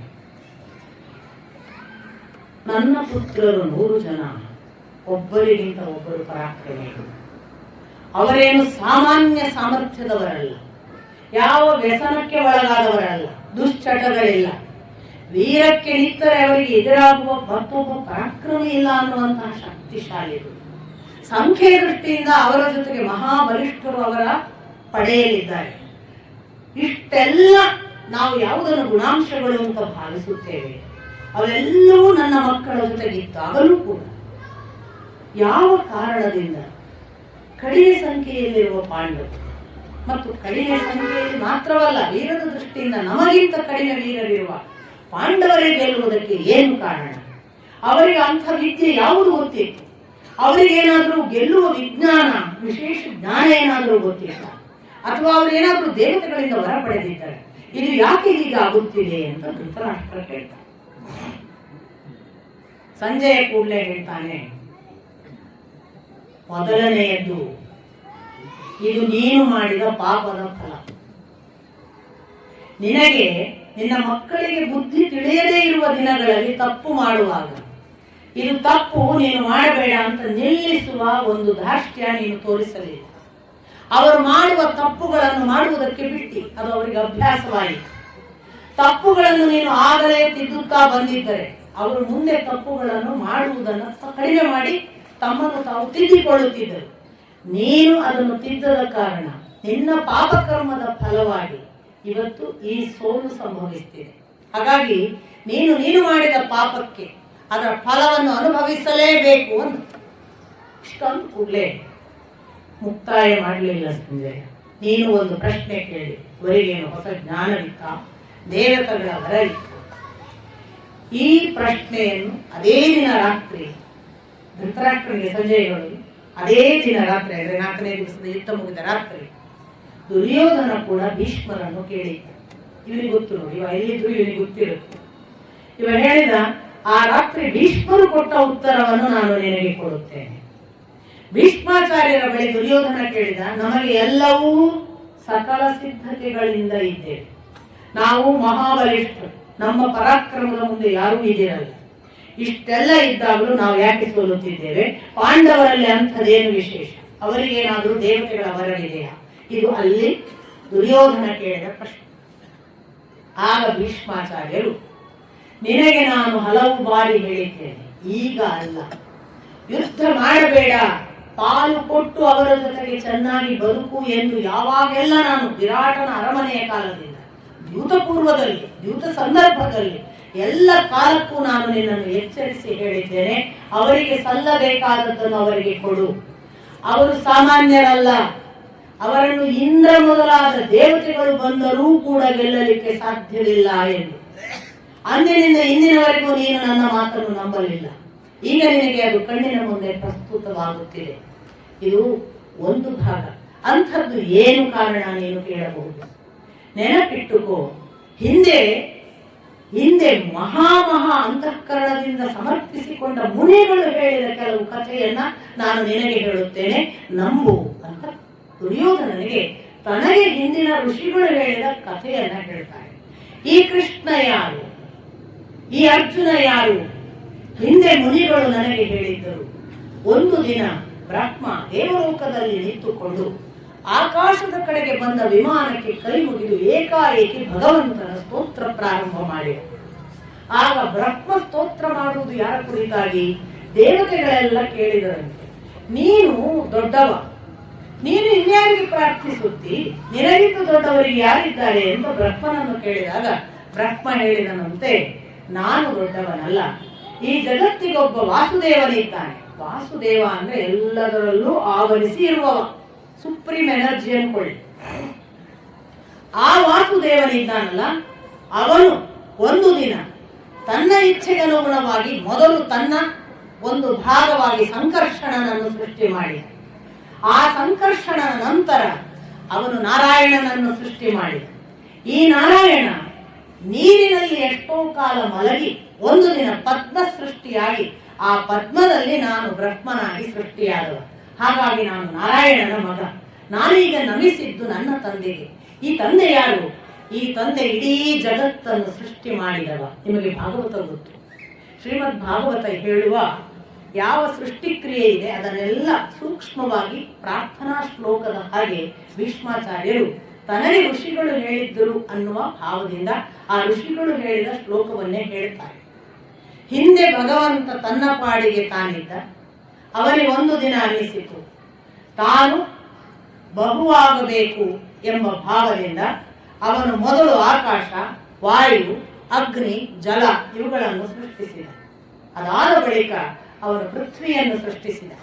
ಪೃಥ್ವಿಯನ್ನು ಸೃಷ್ಟಿಸಿದ ನಂತರ ತಾನು ನೀರಿನಲ್ಲಿ ಮಲಗಿದ್ದವ ಮೊಟ್ಟೆಯಿಂದ ಒಡೆದು ಬಂದು ಬೃಹದಾಕಾರನಾಗಿ ವಿರಾಟ್ ಪುರುಷನಾಗಿ ಆಗ ಸೃಷ್ಟಿಸಿದ್ದು ಈ ಲೋಕದ ಸಕಲ ಸಂಗತಿಗಳು. ಹಾಗೆ ಹುಟ್ಟಿದ್ದೇ ಪ್ರಜಾಪತಿ ಮೊದಲಾದ ಮನುಷ್ಯ ಲೋಕ, ಅದಲ್ಲದೆ ಸಪ್ತರ್ಷಿ ಮಂಡಲ, ಅದಲ್ಲದೆ ಗಿಡ ಮರ ನದಿ ಪರ್ವತ ಮೊದಲಾದ ಎಲ್ಲ ಖಗೋಳ ಭೂಗೋಳದ ವಿವರಗಳು. ಇಂಥ ಎಲ್ಲವನ್ನೂ ಸೃಷ್ಟಿಸಿದ ಆ ಭಗವಂತ ಅವನೇ ನಾರಾಯಣ, ಅವನೇ ಕೃಷ್ಣನಾಗಿ ಈಗ ಈ ಭೂಮಿಗೆ ಅವತರಿಸಿದ್ದಾನೆ. ಈ ಕೃಷ್ಣ ತಾನು ಆ ಲೋಕದಿಂದ ಈ ಲೋಕಕ್ಕೆ ಬಂದಿದ್ದಾನೆ ಎಂದರೆ ಅವನು ಸಾಮಾನ್ಯನಲ್ಲ, ಅವನನ್ನು ಯಾರೂ ಗೆಲ್ಲಲು ಸಾಧ್ಯವಿಲ್ಲ. ಅವನ ಜೊತೆಗೆ ನರ ಕೂಡ ಬಂದಿದ್ದಾನೆ. ಆ ನರ ನಾರಾಯಣರ ಜೋಡಿ ಇವತ್ತು ಕೃಷ್ಣಾರ್ಜುನರಾಗಿ ನಿನ್ನ ಮುಂದೆ ನಿಂತಿದೆ. ನೀನಲ್ಲ, ಜಗದ ಯಾರೂ ಕೂಡ ಅವರಿಬ್ಬರನ್ನು ಗೆಲ್ಲಲಿಕ್ಕೆ ಸಾಧ್ಯವಿಲ್ಲ. ಇದನ್ನು ನೆನಪಿಟ್ಟುಕೋ, ನಂಬು, ಮತ್ತು ಈ ವಿಷಯವನ್ನು ನೀನು ನಂಬಿ ಸಮರ್ಪಿಸಿಕೊಂಡು ಸೋತರೂ ಗೆದ್ದರೂ ಸಂಬಂಧವಿಲ್ಲದ ಹಾಗೆ ಭಗವಂತನಿಗೆ ಸಮರ್ಪಣೆ ಎನ್ನುವ ಭಾವದಿಂದ ಕೃಷ್ಣನ ಜೊತೆಗೆ ಇರು ಅಂತ ಹೇಳ್ಕೊಳ್ತಾನೆ. ತುಂಬಾ ಚೆನ್ನಾಗಿದೆ. ಇಷ್ಟೆಲ್ಲ ಭೀಷ್ಮಾಚಾರ್ಯರು ಭಗವಂತನ ಗುಣಗಾನ ಮಾಡಿ, ಭಗವಂತನ ಸಾಮರ್ಥ್ಯ, ಕೃಷ್ಣ ಯಾರು ಅನ್ನೋದನ್ನೆಲ್ಲ ಹೇಳಿ, ಆ ಕೃಷ್ಣನಿಗಿರುವಂತಹ ಮಹಿಮೆ, ನರ ಯಾರು ಎಲ್ಲ ಹೇಳಿದಾಗ ಪ್ರತಿಕ್ರಿಯೆ ಏನು ದುರ್ಯೋಧನನದ್ದು ಅಂತ ನಮ್ಮೊಂದು ಸ್ವಲ್ಪ ಅನಿಸುತ್ತಲ್ಲ. ಇಷ್ಟೆಲ್ಲ ಹೇಳೋ ದುರ್ಯೋಧನ ಏನು ಅಂದಿರ್ಬೋದು ಅಂತ. ದುರ್ಯೋಧನ ಆ ರಾತ್ರಿ ಚೆನ್ನಾಗಿ ನಿದ್ರಿಸಿದ ಅಂತ ವೇದವ್ಯಾಸರು ಬರೆಯೋದು. ನನಗೆ ಒಂದೊಂದು ವಾಕ್ಯಗಳು ಕೂಡ ಏನೋ ಹೇಳ್ತವೆ ಅನ್ಸುತ್ತೆ. ಅವ್ರು ಏನು ಪ್ರತಿಕ್ರಿಯೆ ಬರೆಯಲ್ಲ ವೇದವ್ಯಾಸರು, ಅಥವಾ ಸಂಜೆಯ ಬೇರೆ ಏನು ಪ್ರತಿಕ್ರಿಯೆ, ದುರ್ಯೋಧನ ಏನ್ ಪ್ರತಿಕ್ರಿಯೆ ಮಾಡಿದ, ಮುಖ ಹೇಗಿತ್ತು, ಯಾವ ರೀತಿಯಲ್ಲಿ ಏನು ಹೇಳಲ್ಲ, ಒಂದು ವಾಕ್ಯದಲ್ಲಿ ಮುಗಿಸ್ಬಿಡ್ತಾರೆ. ದುರ್ಯೋಧನ ದಿನ ತುಂಬಾ ಚೆನ್ನಾಗಿ ನಿದ್ರಿಸಿ ಬರಾಯ್ತಲ್ಲ. ನಾನೇ ಇದು ಇತ್ತು. 5ನೆಯ ದಿವಸದ ಯುದ್ಧ ಆರಂಭ. ಮಕರ ವ್ಯೂಹವನ್ನು ಆ ದಿವಸ ಕೌರವರು ಮಾಡಿದ್ರೆ, ಕ್ರೌಂಚ ವ್ಯೂಹ, ಮಕರ ಅಂದ್ರೆ ನಿಮಗೆ ಮೊಸಳೆ, ಕ್ರೌಂಚ ಅನ್ನೋದು ಪಕ್ಷಿ, ನಿಮಗೆ ಗೊತ್ತು. ಕ್ರೌಂಚ ವ್ಯೂಹವನ್ನು ಅವ್ರು ಮಾಡಿದ್ರು ಅಂತ ಆ ಕಡೆಯ ಪಾಂಡವರು. ಮತ್ತೆ ಯಥಾ ಪ್ರಕಾರ ಯುದ್ಧದಲ್ಲಿ ಒಬ್ಬರನ್ನೊಬ್ರು ದ್ವಂದ್ವ ಯುದ್ಧ, ಇದೆಲ್ಲ ಯಥಾ ಪ್ರಕಾರ. ಈ ಬಾರಿಯೂ ಹಾಗೆ ಅಭಿಮನ್ಯು ಪರಾಕಾಷ್ಠೆ. ಎಷ್ಟು ಯುದ್ಧ ಮಾಡ್ತಾನೆ. ಅವರ ಜೊತೆಗೆ ಸಾತ್ಯಕಿ, ಅವರ ಜೊತೆಗೆ ಭೀಮಸೇನ ಕೈ ಜೋಡಿಸ್ತಾರೆ. ಅರ್ಜುನ ಅವನನ್ನ ಭೇಷಂಕೊಂಡು ಅವನ ಹಿಂದೆ ಇದ್ದ ಹಾಗೆ ಅವನ ಜೊತೆಗೆ ಯುದ್ಧ ಮಾಡ್ತಾನೆ. ಎಲ್ಲಾ ಯುದ್ಧದ ಪರಾಕಾಷ್ಠೆಯಲ್ಲಿ ಎಷ್ಟೋ ಸೇನೆ ನಾಶ ಆಗ್ತಾ ಇದೆ ಆಚೆ ಕಡೆಯ ಕೌರವರದ್ದು. ಇತ್ತ ನಮಗೆ ಗೊತ್ತಾಗುವ ಪ್ರಮುಖ ಅಂಶ, ನಾವು ಎಲ್ಲವನ್ನ ನಾವು ಇಲ್ಲಿ ನೋಡಲ್ಲ. ಪ್ರಮುಖ ಅಂಶ ಏನು, ಬಹಳ ಆಶ್ಚರ್ಯಕಾರಕವಾದ ಸಂಗತಿ ಏನು ಅಂದ್ರೆ, ಪ್ರತಿಯೊಂದು ಯುದ್ಧದ ಹಾಗೆ ಇಲ್ಲೂ ಯುದ್ಧ ನಡೀತಾ ಇದೆ. ಭೀಮಸೇನ ಪ್ರತಿಯೊಬ್ಬರನ್ನ ಎದುರು ಬಂದವರನ್ನ ಮುಗಿಸ್ತಾನೆ, ಬಿಡೋದಿಲ್ಲ, ಇದೆಲ್ಲ ಇದೆ. ಅಲ್ಲಿ ಬರುವ ಪ್ರಮುಖ ಅಂಶಗಳಲ್ಲಿ ಭೀಮನಿಗೆ ಎದುರ ಬದಲಾಗಿ ಹೋರಾಟ ಮಾಡ್ತಾರ ಸಾತ್ವಿಕ ಯಾವಾಗಲೂ ಜೊತೆಗಿರೋದು. ಒಂದು ಸಂದರ್ಭ ಬರುತ್ತೆ, ಭೀಮ ಸಾತ್ವಿಕರು ಬಹಳ ಹೋರಾಟ ಮಾಡಿ ಅವರು ಕೂಡ ಸೋಲ್ತಾರೇನೋ ಅನ್ನುವ ಹಾಗೆ ಅವರ ರಥದಿಂದ ಬೀಳುವಂತಹ ಸಂದರ್ಭಗಳು ಕೂಡ ನಮಗೆ 6ನೇ ದಿವಸ ಕಾಣಿಸ್ತವೆ. ಆದ್ರೆ 5ನೇ ದಿವಸದಲ್ಲಿ ಯುದ್ಧ ಮುಗಿಯುವುದಿಲ್ಲ ಅನ್ನುವ ಹಾಗೆ ಒಬ್ಬರನ್ನೊಬ್ರು ಹೋರಾಟ ಮಾಡಿದ ಕೌರವರ ಜೊತೆಗೆ ನಾವು ಮುಖಾಮುಖಿ. ಈ ಕಡೆ ಪಾಂಡವರ ಪ್ರತಿನಿಧಿಯಾಗಿ ಅಭಿಮನ್ಯು, ಅವರ ಜೊತೆಗೆ ಉಪ ಪಾಂಡವ ದೃಷ್ಟಕೇತು ಮತ್ತು ಘಟೋತ್ಕಚ, ಇವರ ಜೊತೆಗೆ ಭೀಮಸೇನ. ನಮಗೆ ಅರ್ಜುನ ಕೃಷ್ಣರು ಎಲ್ಲಿದ್ದಾರೆ ಅಂತ ಬಹಳ ಬಾರಿ ಗೊತ್ತಾಗಲ್ಲ, ಇನ್ಯಾರನ್ನು ಅಟ್ಯಾಕ್ ಮಾಡ್ತಿದ್ದಾರೆ ಅಂತಷ್ಟೇ ಭಾವಿಸಬೇಕು. ಇದು ಮುಖಾಮುಖಿ ನಡೀತಾ ಇರುವಾಗ ದುರ್ಯೋಧನ ತನ್ನ ಎಲ್ಲಾ ಜನ 100 ಜನ ಅಣ್ಣ ತಮ್ಮಂದ್ರನ್ನು ಕೂಡ ಒಟ್ಟು ಮಾಡಿ ಕಳಿಸ್ಬೇಕು. 100 ಜನ ಸೇರಿ ಒಂದು ದಿವಸ ಒಟ್ಟು ಹೋರಾಡಬೇಕು ಅನ್ನುವ ಹಾಗೆ 100 ಜನರನ್ನ ಸೇರಿಸ್ತಾನೆ. ಈ 100 ಜನ ಸೇರಿಸಿದಾಗ ಭೀಮ ಬಹಳ ಸಂತುಷ್ಟನಾಗ್ತಾನೆ. ಅರೆ ವಾ, ನನಗೆ ಬಹಳ ದೊಡ್ಡ ಆಸೆ ಇತ್ತು, ಏನು, ಒಂದು ದಿನ 100 ಜನರನ್ನು ಒಂದೇ ಜಾಗದಲ್ಲಿ ನೋಡ್ಬೇಕು ಅಂತ. ಇವತ್ತದು ಸಾಧ್ಯವಾಗ್ತಿದೆ. ವಿಶೋಕ ಸಾರಥಿ ಹೇಳೋದು, ವಿಶೋಕ ನೇರ ಅವರಿದ್ದಾರೆ ನೋಡು, ಆ 100 ಜನ ಅಲ್ಲಿ ಕರ್ಕೊಂಡು ಮತ್ತೆ ಆ 100 ಜನರ ಕಡೆಗೆ ಹೋಗ್ತಾನೆ. ಈ 100 ಜನರ ಜೊತೆ ಯುದ್ಧ ಮಾಡುವ ಬಲಿಷ್ಠ ಯುದ್ಧಕ್ಕೆ ಸಿದ್ಧನಾದಾಗ ಅವರೆಲ್ಲ ಒಂದು ದೃಷ್ಟಿಯಿಂದ ಪಲಾಯನ ಮಾಡುವುದು ಅನಿವಾರ್ಯವಾಗ್ತದೆ. ಆ ಪರಿ ಭೀಮನ ಯುದ್ಧ. ಅವರು ಪಲಾಯನ ಮಾಡಿದ್ದನ್ನು ನೋಡಿ ಉಳಿದ 2 ಸಿಗ್ತಾರೆ, ಅವರನ್ನು ಕೊಲ್ತಾನೆ. 10 ಜನರನ್ನು ಕೊಂದ ಹಾಗಾಯಿತು. ಭೀಮಸೇನ 8 ಕೊಂದಿದ್ದ, ಇನ್ನಿಬ್ಬರನ್ನು ಕೊಲ್ತಾನೆ. ಮತ್ತೆ 2 ತಮ್ಮಂದ್ರನ್ನು ಕೊಂದನಲ್ಲ ಈ ಭೀಮ ಅಂತ ಸಿಟ್ಟು ಬಂದು ದುರ್ಯೋಧನ ತನ್ನ ಸೇನೆಯ ತುಕಡೆ ಮತ್ತೆ ಭೀಮನ ಮೇಲೆ ಚೂ ಬಿಡಬೇಕು ಅಂದಾಗ ಯಥಾ ಪ್ರಕಾರ ಸಾತ್ವಿಕೆ ಅವನಿಗೆ ಜೊತೆ ಆಗ್ತಾನೆ.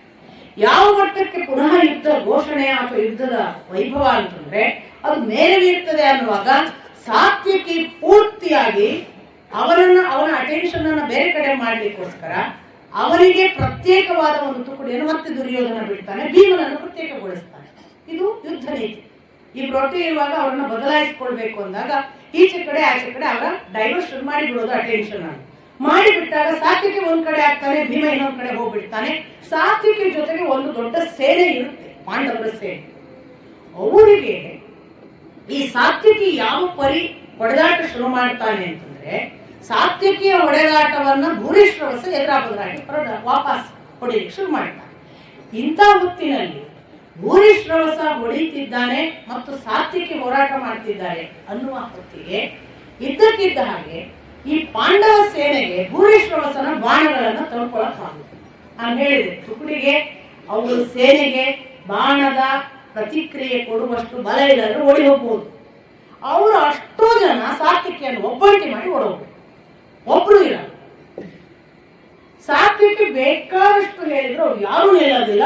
ಸಾತ್ವಿಕಿ ತಾನು ಧೀರನಾಗಿ ಇನ್ನೊಂದೇನು, ಸಾತ್ವಿಕಿ ವಾಪಸ್ ಹೋಗ್ಬೋದು, ಪಲಾಯನ ಮಾಡ್ಬೋದು. ಆಗೇನಾಗುತ್ತೆ, ಸಾತ್ವಿಕಿ ಸೋತ ಅಂತ ಆಗುತ್ತೆ. ಸಾತ್ವಿಕಿ ಸೋಲಿಕ್ಕೆ ಇಷ್ಟ ಇಲ್ಲದ್ರೆ ನಿಲ್ಬೇಕು. ಸಾತ್ವಿಕಿ ನಿಲ್ತಾನೆ, ಸೋಲೋದಿಲ್ಲ. ನಿಂತಾಗ ಸಾತ್ವಿಕಿ ಒಬ್ಬನೇ ಆಗಿದ್ದಾನೆ, ಅವನ ಹಿಂದೆ ಇರುವ ಸೇನೆ ಹಿಂದೆ ಸರಿದಿದೆ, ಹಿಮ್ಮೆಟ್ಟಿದೆ ಅಂತ ಗೊತ್ತಾಗಿ ಸಾತ್ವಿಕಿಯ 10 ಮಕ್ಕಳು ಅವನ ರಕ್ಷಣೆಗೆ ಬಂದು ನಿಂತುಬಿಡ್ತಾರೆ. 10 ಮಕ್ಕಳು ಏನ್ ಘೋಷಿಸ್ತಾರೆ ಅಂದ್ರೆ, ಭೂರಿಶ್ರವಸ್ ಬಾ, ನಿನಗೆ ಹೇಗೆ ಬೇಕೋ ಹಾಗೆ ಆಯ್ತು. ನೀನು ನಮ್ಮನ್ನು ಒಬ್ಬೊಬ್ಬರ ಜೊತೆಗೆ ದ್ವಂದ್ವ ಯುದ್ಧ ಮಾಡುತ್ತೀಯಾ ಹಾಗೆ, ಇಲ್ಲ 10 ಜನರನ್ನು ಕೂಡಿ ಯುದ್ಧ ಮಾಡುತ್ತೀಯೋ ಹಾಗೆ. ನಿನ್ನ ಜೊತೆಗೆ ಯುದ್ಧ ಮಾಡಿ ಗೆಲುವಾದರೂ ಆಗಲಿ, ನಿನ್ನ ಜೊತೆಗೆ ಯುದ್ಧ ಮಾಡಿ ಸೋಲಾದರೂ ಆಗಲಿ, ನಮ್ಮ ಅಪ್ಪ ನಮ್ಮನ್ನು ಪ್ರೀತಿಸಲಿ ಅಂತ ಹೋರಾಟಕ್ಕೆ ಬಂದ್ಬಿಡ್ತಾರೆ. ಈ 10 ಮಕ್ಕಳನ್ನು ಭೂರಿಶ್ರವಸ್, ನೀವು ಹೇಳಿದಂತೆಯೇ ಆಗಲಿ, ದ್ವಂದ್ವ ಯುದ್ಧದಲ್ಲಿ ನನಗೆ ಆಸಕ್ತಿ ಇಲ್ಲ, ನೀವು 10 ಜನ ಕೂಡಿ ಬನ್ನಿ. 10 ಜನ ಕೂಡಿ ಹೋರಾಟ ಮಾಡುವಾಗ ಇವನು ಮರಳಿ ಭೂರಿಶ್ರವಸ ಹೇಗೆ ಹೋರಾಟ ಮಾಡ್ತಾನೆ ಅಂದ್ರೆ, ಸಾತ್ವಿಕಿಯ ಕಣ್ಣು ಮುಂದೆ 10 ಮಕ್ಕಳು ಸಾಯ್ತಾರೆ. ಭೂರಿಶ್ರವಸ್ ಹೀಗೆ 10 ಮಕ್ಕಳನ್ನು ಕೊಂದ ತಕ್ಷಣ ಸಾತ್ವಿಕಿಯ ಕೋಪ ಮೊದಲೇ ಇತ್ತು ಉಲ್ಬಣವಾಗ್ತದೆ. ಅವನ ಕೋಪದ ಪರಾಕಾಷ್ಠೆಗೆ ಅವನು 1 ನಿಮಿಷ ನಿಲ್ಲೋದಿಲ್ಲ. ಬಾಣನ ಜೊತೆಗೆ ಅಂತ ಭೂರಿಶ್ರವಸನನ್ನು ಯುದ್ಧಕ್ಕೆ ಕರೆಯುತ್ತಾನೆ. ಇಬ್ಬರು ಯಾವ ಮಟ್ಟಕ್ಕೆ ಪರಾಕ್ರಮಿಗಳು ಅಂದ್ರೆ, ಈ ಕಡೆ ಭೂರಿಶ್ರವಸ ಬಾಣ ಬಿಟ್ಟು ಸಾರಥಿಯನ್ನು ಕೊಲ್ತಾನೆ. ಸಾತ್ವಿಕಿಯ ಸಾರಥಿ ಬಿದ್ದ. ಮತ್ತೆ ಅಷ್ಟಕ್ಕೆ ನಿಲ್ಲಿಸೋದಿಲ್ಲ. ಸಾತ್ವಿಕಿ ಸಾರಥಿ ಬಿದ್ದ ಕೂಡಲೇ ಸಾತ್ವಿಕಿಯ ಕುದುರೆಗಳು ಎರ್ರಾದ್ರಿ ಓಡಾಡ್ತವೆ. ಅವುಗಳಿಗೆ ದಿಕ್ಕು ತಪ್ಪುತ್ತದೆ, ಕಂಟ್ರೋಲ್ ಮಾಡೋದಿಲ್ಲ. ಅದು ಎಲ್ಲೆಲ್ಲೋ ಹೋಗುವಾಗ ಇವನು ಅಟ್ಯಾಕ್ ಮಾಡೋದನ್ನು ತಡ್ಕೊಳ್ಳೇಬೇಕು, ಇವನು ತಾನು ಪ್ರತಿಕ್ರಿಯೆ ಮಾಡ್ತಿರ್ಬೇಕು. ಈ ಹೊತ್ತಿಗೆ ಇವನು ಹೀಗಾಗಿದ್ದಾನೆ ಅಂತ ಕೂಗಿ ಹೇಳ್ತಾರೆ ಯಾರೋ ಪಾಂಡವ ಪಕ್ಷದಲ್ಲಿ. ಅವನಿಗೆ ಯಾರಾದ್ರೂ ಸಾರಥಿಯಾಗಿ ಹೋಗಿ ಅವನು ಒಬ್ಬನೇ ಆಗಿದ್ದಾನೆ. ತಕ್ಷಣ ಯಾರೋ ಒಂದು ರಥಕ್ಕೆ ಸಾರಥಿಯಾಗಿ ಕೂತು ಮತ್ತೆ ಆ ಭೂರಿಶ್ರವಸನ ಜೊತೆಗಿನ ಯುದ್ಧ ಮುಂದುವರಿಯುತ್ತದೆ. ಭೂರಿಶ್ರವಸನ ಯುದ್ಧ ಮುಂದುವರೆದಾಗ ಈ ಬಾರಿ ಪುನಃ ಸಾರಥಿಗೆ ಹೊಡೆದ ಪರಸ್ಪರ ಹೊಡ್ಕೊಳ್ತಾರೆ. ಇಬ್ಬರ ಸಾರಥಿ ಬೀಳ್ತಾನೆ, ರಥದ ಕುದುರೆಗಳನ್ನು ಕೊಲ್ತಾರೆ, ರಥ ಛಿದ್ರವಾಗ್ತದೆ. ಭೂರಿಶ್ರವಸ್ಸು ನೆಲಕ್ಕೆ ಬರಬೇಕು, ಸಾತ್ವಿಕಿಯು ನೆಲಕ್ಕೆ ಬರಬೇಕು. ಆ ಪರಿ ಯುದ್ಧದ ಇಬ್ಬರು ವೀರರು ಕೂಡ ಸೋತು ನೆಲದಲ್ಲಿ ನಡೆದು ಯುದ್ಧ ಮಾಡಬೇಕು ಅನ್ನುವ ಸ್ಥಿತಿ ಬಂದಾಗ ಪಾಂಡವರಿಗೂ ಗೊತ್ತಾಗುತ್ತೆ, ಈ ಕಡೆ ದುರ್ಯೋಧನಾದಿಗಳಿಗೂ ಗೊತ್ತಾಗುತ್ತೆ. ಆಚೆ ಕಡೆಯಿಂದ ಕೌರವ ಸೇನೆಯ ದುರ್ಯೋಧನ ಓಡಿ ಬರ್ತಾನೆ, ತನ್ನ ರಥದಲ್ಲಿ ಇವನನ್ನು ಕೂಡಿಸಿಕೊಳ್ತಾನೆ ಭೂರಿಶ್ರವಸನ. ಈಚೆ ಕಡೆಯಿಂದ ಭೀಮಸೇನ ಓಡಿ ಬರ್ತಾನೆ, ಸಾತ್ವಿಕಿಯನ್ನು ತನ್ನ ರಥದ ಮೇಲೆ ಕೂಡಿಸಿಕೊಳ್ತಾನೆ. ಹೀಗೆ ಆ ದಿನದ ಯುದ್ಧವನ್ನು ಕೂಡ ಬಹಳ ಪ್ರಭಾವಶಾಲಿಯಾಗಿ, ಒಂದು ದೃಷ್ಟಿಯಿಂದ ನಷ್ಟ ಯಾರಿಗೆ ಕೇಳಿದ್ರೆ ಸಾತ್ವಿಕಿಯ ಮಕ್ಕಳು ಸತ್ತದ್ರಿಂದ ಪಾಂಡವರಿಗೆ ಸೋಲಾದ ಹಾಗೆ. ಪಾಂಡವರಿಗೆ ಸೋಲಾದರೂ ಕೂಡ ಸೇನೆಯ ತುಕಡಿಯ ದೃಷ್ಟಿಯಿಂದ ಇಬ್ಬರು ಈಕ್ವಲ್ ಕಳ್ಕೊಂಡಿದ್ದಾರೆ. ಅವರ ಕಡೆಯೂ ಸತ್ತಿದ್ದಾರೆ, ಇವ್ರ ಕಡೆಯೂ ಸತ್ತಿದ್ದಾರೆ. ಆದರೆ 5ನೆಯ ದಿನದ ಯುದ್ಧವನ್ನು ಒಂದು ದೃಷ್ಟಿಯಿಂದ ಅವರು ಇಲ್ಲ, ಇದು ಪರಸ್ಪರ ಈಕ್ವಲ್ ಅಂತ ರಾತ್ರಿ ಡಿಸ್ಕಸ್ ಮಾಡ್ತಾರೆ. ಇದು ಬಹಳ ವಿಶೇಷ ಇದೆ. ಯುದ್ಧ ಮುಗಿದ ನಂತರ ಶತ್ರುತ್ವ ಇಲ್ಲ ಅಂತ ಮೊದಲನೇ ದಿನ ಒಂದು ಅವರು ಮಾತಾಡಿಕೊಂಡಿರುವುದೊಂದು ಪ್ರಮಾಣ. ಯುದ್ಧ ಮುಗಿದ ನಂತರ ಶತ್ರುತ್ವವಿಲ್ಲ ಅಂದ್ರೆ ಎಲ್ಲಾ ಯುದ್ಧ ಮುಗಿದ್ಮೇಲೆ ಅಂತ ಚರ್ಚೆ ಆಗುತ್ತೆ ವ್ಯಾಖ್ಯಾನಕಾರರು. ಎಲ್ಲ ಯುದ್ಧ ಮುಗಿದ್ಮೇಲೆ ಯಾರು ಸಾಯ್ತಾರೋ ಸತ್ತ ಹೋಗಿರ್ತಾರ, ಅವತ್ರ ಏನು ಶತ್ರುತ್ವ ಇಲ್ಲ ಅನ್ನೋದು ಅಲ್ಲ. ಪ್ರತಿದಿನ ಯುದ್ಧ ಮುಗಿದ್ಮೇಲೆ ರಾತ್ರಿ ಒಟ್ಟಿಗೆ ಊಟ ಮಾಡ್ತಿದ್ರು. ರಾತ್ರಿ ಜಗಳ ಇಲ್ಲ ಅಂತ ಮಾತು ಇದೆ. ಅಂದ್ರೆ ಶತ್ರುತ್ವ ಮರಣ ಅಂತಾನೆ ವೈರಾಣಿ ಅಂತ ರಾಮಾಯಣದಲ್ಲಿ ಶ್ರೀರಾಮಚಂದ್ರ ರಾವಣನನ್ನು ಕೊಂದ ಮೇಲೆ ವಿಭೀಷಣನಿಗೆ ಹೇಳ್ತಾನೆ, ಅಂತ್ಯೇಷ್ಟಿ ಮಾಡುವುದು ಎಲ್ಲ ನಾನು ಮಾಡಲ್ಲ, ಅವ ದುಷ್ಟ, ಅವ ದ್ರೋಹಿ, ಅವ ಅಧರ್ಮಿ, ಮರಣ ಅಂತಾನೆ ವೈರಾಣಿ. ಸಾವಿನವರೆಗೆ, ಮರಣದವರೆಗೆ ಮಾತ್ರ ವೈರ, ಸತ್ತ ಮೇಲೆ ಇಲ್ಲ ಅಂತ. ಆಗ ಶತ್ರು ಅನ್ನೋದು ಸಾವಿನವರೆಗೆ ಮಾತ್ರ. ಯಾರನ್ನು ಕೊಂದದ್ದು ನೀನು? ಈ ಅಹಂಕಾರ ಪಡುವ ದೇಹ ಪ್ರಕೃತಿಯನ್ನು, ಒಳಗಿರುವ ಜೀವದ ಜೊತೆಗೆ ಏನು ಶತ್ರುತ್ವ ಇಲ್ಲ. ಅದರಿಂದ ಅದು ರಾಮನ ಸಂದೇಶ. ಯುದ್ಧದಲ್ಲಿ ಎಂಥ ಒಂದು ಕಾರ್ಡಿಯಲ್ ಆದ ರಿಲೇಶನ್ಶಿಪ್ ಇರಬೇಕು, ಎಂಡ್ ಆಫ್ ದಿ ಡೇ ನಾವು ಮಿತ್ರರ ಹಾಗಿರ್ಬೇಕು ಅನ್ನೋ ಒಂದು ಹೊಸ ಸಂದೇಶ ಮಹಾಭಾರತ ಹೇಳುತ್ತೆ. ಆದರೆ ರಾತ್ರಿ ಊಟ ಮಾಡುವಾಗ ನಾವು ಮತ್ತೆ ಸ್ನೇಹಿತರೇ, ನಮಗೇನು ಯುದ್ಧದ ಭಾವ ಇರಬಾರ್ದು, ಶತ್ರುತ್ವ ಇರಬಾರ್ದು ಅನ್ನೋ ಸಂದೇಶ ಕೂಡ ಕೊಡುತ್ತೆ. ಆ ದೃಷ್ಟಿಯಲ್ಲಿ ಅವರು ರಾತ್ರಿ ಮತ್ತೆ ಪ್ರತಿಯೊಬ್ಬರು ಡಿಸ್ಕಸ್ ಮಾಡ್ತಾರೋ ಏನೋ, ಅವ್ರು ಅವರ ಕಡೆ ಇವ್ರ ಕಡೆ. ಒಟ್ಟಿನಲ್ಲಿ ಅವರಿಗೆ ರಾತ್ರಿ ವೈರ ಇಲ್ಲ. ಯಾಕೆ ರಾತ್ರಿ ವೈರ ಇಲ್ಲ ಅಂತ ಡಿಸ್ಕಸ್ ಮಾಡ್ತಾರೆ, ಅಥವಾ ಆ ಪ್ರಮಾಣ ಯಾಕೆ? ರಾತ್ರಿ ಬಂದು ಕೊಲ್ಲುವ ಹಾಗೂ ಇಲ್ಲ. ನೀವು ಕೂತು ಪಟ್ಟಾಂಗ ಹೊಡೆಯದೇ ಇರಬಹುದು, ಸ್ನೇಹ ಭಾವದಿಂದ ಕೈ ಕುಲುಕಿ ಪ್ರೀತಿ ಮಾಡಿ ಆಲಿಂಗನ ಮಾಡದೇ ಇರಬಹುದು. ರಾತ್ರಿ ಬಂದು ಆಯುಧ ಹಿಡ್ಕೊಂಡು ಕೊಲ್ಲುವ ಹಾಗಿಲ್ಲ. ಆದ್ರಿಂದ ರಾತ್ರಿ ಯುದ್ಧವಿಲ್ಲ, ರಾತ್ರಿ ಶತ್ರುತ್ವವೇ ಇಲ್ಲ, ರಾತ್ರಿ ಮಿತ್ರತ್ವ. ಕಣ್ಣು ಬಿಟ್ಟು ಯುದ್ಧಕ್ಕೆ ಸಿದ್ಧರಾದಾಗ ಮಾತ್ರ ಶತ್ರುತ್ವ. ಈ ಕಡೆ ಬಂದ್ಮೇಲೆ ಶತ್ರುತ್ವವಿಲ್ಲ. ಇದೆಲ್ಲ ನಿಯಮಗಳು, ಕಾನೂನುಗಳು ಯುದ್ಧದ ಪಾವಿತ್ರ್ಯವನ್ನು ಕಾಪಾಡ್ತವೆ. ನಮ್ಮಲ್ಲಿ ಇಲ್ಲ ನೋಡಿ. ಈಗ ರಾತ್ರಿ ನಿದ್ದೆ ಮಾಡುವಾಗಲೂ ಕೊಲ್ಬಹುದು, ಎಲ್ಲ ದುಷ್ಟತನಗಳ ಪರಾಕಾಷ್ಠೆ ಬಂತು. ಆದ್ರೆ ಆಗ ಅದು ಇರಲಿಲ್ಲ ಅನ್ನೋದು ಕೂಡ ಮಹಾಭಾರತದ ಈ ಮಾತಿನಿಂದ ಗೊತ್ತಾಗುತ್ತೆ. 6ನೆಯ ದಿವಸ ಮತ್ತೆ ಯಥಾ ಪ್ರಕಾರ ಈ ಬಾರಿ ಮಕರ ವ್ಯೂಹವನ್ನು ಪಾಂಡವರು, ಕ್ರೌಂಚ ವ್ಯೂಹವನ್ನು ಕೌರವರು ಮಾಡ್ತಾರೆ. ಉಲ್ಟಾ ಆ ದಿವಸ ಮಾಡಿದ್ದಕ್ಕೂ ಇವರು ಪ್ರತಿ ವಿರೋಧ. ಈ 6ನೇ ದಿವಸದ ಘಟನೆಗಳನ್ನು ನೋಡಿದರೆ ಬಹಳ ಪ್ರಮುಖ ಘಟನೆಗಳಾಗಿ ಕಾಣುವುದು ಕೆಲವೇ ಕೆಲವು. ಏನು ಪ್ರಥಮ ಘಟನೆ? ಮೊದಲನೇದು ಏನು ಅಂತಂದ್ರೆ, ಭೀಷ್ಮಾಚಾರ್ಯರು ದ್ರೋಣಾಚಾರ್ಯರು ಯುದ್ಧ ಪ್ರಾರಂಭ ಮಾಡುವುದು. ಈ ಭೀಷ್ಮ ದ್ರೋಣರಿಗೆ ಯುದ್ಧ ಪ್ರಾರಂಭ ಮಾಡುವಾಗ ಧೃಷ್ಟದ್ಯುಮ್ನ ಶಿಖಂಡಿ ಮುಂದಾಗ್ತಾರೆ, ಅಥವಾ ಕೌರವರ ಪಡೆಗೆ ಪಾಂಡವರ ಪಡೆ ಶಿಖಂಡಿಯ ಜೊತೆಗೆ ಮುಂದಾಗ್ತದೆ. ಇಮಿಡಿಯೇಟ್ಲಿ ಭೀಷ್ಮಾಚಾರ್ಯರು ಶಿಖಂಡಿ ಬಂದಿದ್ದಾನೆ, ನಾನು ಯುದ್ಧ ಮಾಡಲ್ಲ ಅಂತ ಶಸ್ತ್ರ ಕೆಳಗೆ. ಇದು ನೋಡಿ, ಒಂದು ಹಿಂದೆ ಅಂಬೆಯ ಆಖ್ಯಾನದಲ್ಲಿ ಹೇಳಿದ್ದಾರೆ. ಅಂಬೆಯ ಆಖ್ಯಾನ ಬಂದದ್ದು ಉದ್ಯೋಗ ಪರ್ವದ ಕೊನೆಯಲ್ಲಿ. ಅಲ್ಲಿ ಹೇಳಿದ್ದಾರೆ ಭೀಷ್ಮಾಚಾರ್ಯರು, ಸಾಕ್ಷಾತ್ ದುರ್ಯೋಧನನಿಗೆ ಹೇಳಿದ್ದಾರೆ, ನಾನು ಯುದ್ಧದಲ್ಲಿ ಶಿಖಂಡಿ ಇರುವವರೆಗೆ, ಶಿಖಂಡಿ ನನ್ನ ಕಣ್ಣು ಮುಂದೆ ಬಂದು ಯುದ್ಧಕ್ಕೆ ಕರೆದರೆ ನಾನು ಯುದ್ಧ ಮಾಡಲ್ಲ ಅಂತ. ಅದು ದುರ್ಯೋಧನನಿಗೆ ಗೊತ್ತಿರುವ ರಹಸ್ಯ, ಪಾಂಡವಾದಿಗಳಿಗೆ ಇನ್ನೂ ಗೊತ್ತಿಲ್ಲ ಅಂತ ಕಾಣ್ತದೆ. ಅದನ್ನು ಗೊತ್ತುಪಡಿಸಿದ ಹಾಗೆ ಇಲ್ಲಿ ಒಂದು ಕ್ರಿಯೆ, ಶಸ್ತ್ರ ಕೆಳಗಿಟ್ಟು ಭೀಷ್ಮಾಚಾರ್ಯರು ಯುದ್ಧ ಮಾಡಿದರು. ಆಗ ಅದನ್ನು ನಿಭಾಯಿಸಿದ್ದು ದ್ರೋಣಾಚಾರ್ಯರು. ದ್ರೋಣಾಚಾರ್ಯರು ಸಂಪೂರ್ಣ ಯುದ್ಧ ನೇತೃತ್ವ ತೆಗೆದುಕೊಂಡು ಹಾಗೆ ಯುದ್ಧಕ್ಕೆ ತೊಡಗುತ್ತಾರೆ. ಮತ್ತೆ ಭೀಷ್ಮಾಚಾರ್ಯರ ಎದುರಿಗಿರುವ ಶಿಖಂಡಿ ಮೊದಲಾದವರು ಪಲಾಯನ ಆಗುವಷ್ಟು ದ್ರೋಣಾಚಾರ್ಯರು ಹೋರಾಟ ಮಾಡಿದ ಮೇಲೆ ಭೀಷ್ಮಾಚಾರ್ಯರು ಅರ್ಜುನ, ಯಥಾ ಪ್ರಕಾರ ಪಾಂಡವ ಕೌರವರ ಯುದ್ಧ, ಪ್ರಮುಖ ವೀರರ ಜೊತೆಗೆ ಹೋರಾಟ, ಬಹಳ ದೀರ್ಘಕಾಲ ಎರಡೂ ತುಕುಡಿಗಳನ್ನು ನಾಶ ಮಾಡುವಷ್ಟು ಸಾಕಷ್ಟು ಯುದ್ಧ ಪ್ರಾಬಲ್ಯ. ಅದು ನಡೆದು ಇನ್ನೂ ಅದರ ಪರಾಕಾಷ್ಠೆಗೆ ಹೋಗುವಾಗ ಇನ್ನೊಂದು ಘಟನೆ ಏನು ಅಂದ್ರೆ, ಅರ್ಜುನ ಅಶ್ವತ್ಥಾಮನಿಗೆ ಎದುರಾಗುತ್ತಾನೆ. ಅರ್ಜುನ ಅಶ್ವತ್ಥಾಮರ ಎದುರಾಗೋದ್ರಾದ ಯುದ್ಧ ಯಾವ ಮಟ್ಟ ಅಂತಂದ್ರೆ, ಇಬ್ರು ಅಷ್ಟೇ ಪ್ರಭಾವಶಾಲಿಗಳು. ನಿಮಗೆ ಗೊತ್ತು, ಇಬ್ಬರಿಗೂ ಒಬ್ಬನೇ ಗುರು, ಏಕಕಾಲಕ್ಕೆ ಬರೇ ಗುರು ಮಾತ್ರ ಅಲ್ಲ, ತಂದೆ ಕೂಡ ಅಶ್ವತ್ಥಾಮನಿಗೆ ದ್ರೋಣಾಚಾರ್ಯ. ಹಾಗಾಗಿ ಜೆನೆಟಿಕಲ್ಲಿ ಕೂಡ ಬರ್ತದೆ ಅಂತ ನಮ್ಮಲ್ಲಿ ಒಂದು ಭಾಷೆ ಇದೆಯಲ್ಲ, ತಂದೆಯಿಂದ ಎಷ್ಟೋ ಗುಣ ಬರ್ತದೆ, ಸಾಕ್ಷಾತ್ ಬರ್ತದ ಅನ್ನೋದು ಅನುಮಾನ. ಬರಬಹುದು, ಬಾರದೇ ಇರಬಹುದು, ಅದು ಮ್ಯಾಂಡೇಟ್ರಿ ಅಲ್ಲ. ಈ ಒಂದು ವೇಳೆ ಅಪ್ಪನಿಂದ ಮಕ್ಕಳಿಗೆ ಬಂತು ಅಂದ್ರೆ ಎಲ್ಲಾ ಮಕ್ಕಳಿಗೆ ಬರ್ಬೇಕು, ಅಪ್ಪನಿಂದ ಮಕ್ಕಳಿಗೆ ಬರುವುದಾದ್ರೆ ಎಲ್ಲಾ ಮಕ್ಕಳು ಹಾಗೆ ಆಗ್ಬೇಕು. ಸೊ ಅದು ಕೆಲವರಿಗೆ ಅನುಗ್ರಹ, ಕೆಲವರಿಗೆ ಇಲ್ಲ ಅಂದ್ರೆ ಜೀವಕ್ಕೊಂದು ಯಾವುದೋ ಪೂರ್ವ ಸಂಸ್ಕಾರದ ಫಲ ಕೂಡ ಅಲ್ಲಿ ಕೆಲಸ ಮಾಡ್ತದೆ ಅನ್ನೋದನ್ನು ಸಾಧಿಸಬೇಕು. ಹಾಗಾಗಿ ಅಶ್ವತ್ಥಾಮ ಯಾವ ಮಟ್ಟಕ್ಕೆ ಬಲಿಷ್ಠ ಅಂದ್ರೆ, ಒಂದು ಕಡೆಯಿಂದ ಅವನು ದುರ್ಯೋಧನನಿಂದ ದ್ವೇಷ ಪ್ರೇರಿತ, ಎರಡನೆಯದು ದುರ್ಯೋಧನನ ಮನೆಯ ಅನ್ನ ಉಂಡವ, ಮೂರನೆಯದು ದ್ರೋಣಾಚಾರ್ಯರಿಂದ ಬಿಲ್ಲಿದ್ದೆ ಕಲಿತವ. ಎಲ್ಲ ದೃಷ್ಟಿಯಿಂದಲೂ ಅಶ್ವತ್ಥಾಮ ಈಕ್ವಲ್ಲಿ ಪವರ್ಫುಲ್ ಅರ್ಜುನನೇ. ಆ ಯುದ್ಧ ಯಾವ ಮಟ್ಟ ಅಂದ್ರೆ, ಈಗ ಅಶ್ವತ್ಥಾಮ ಸೋಲಬಹುದು ಅನ್ನುವ ಅಂತ ಬಂತು.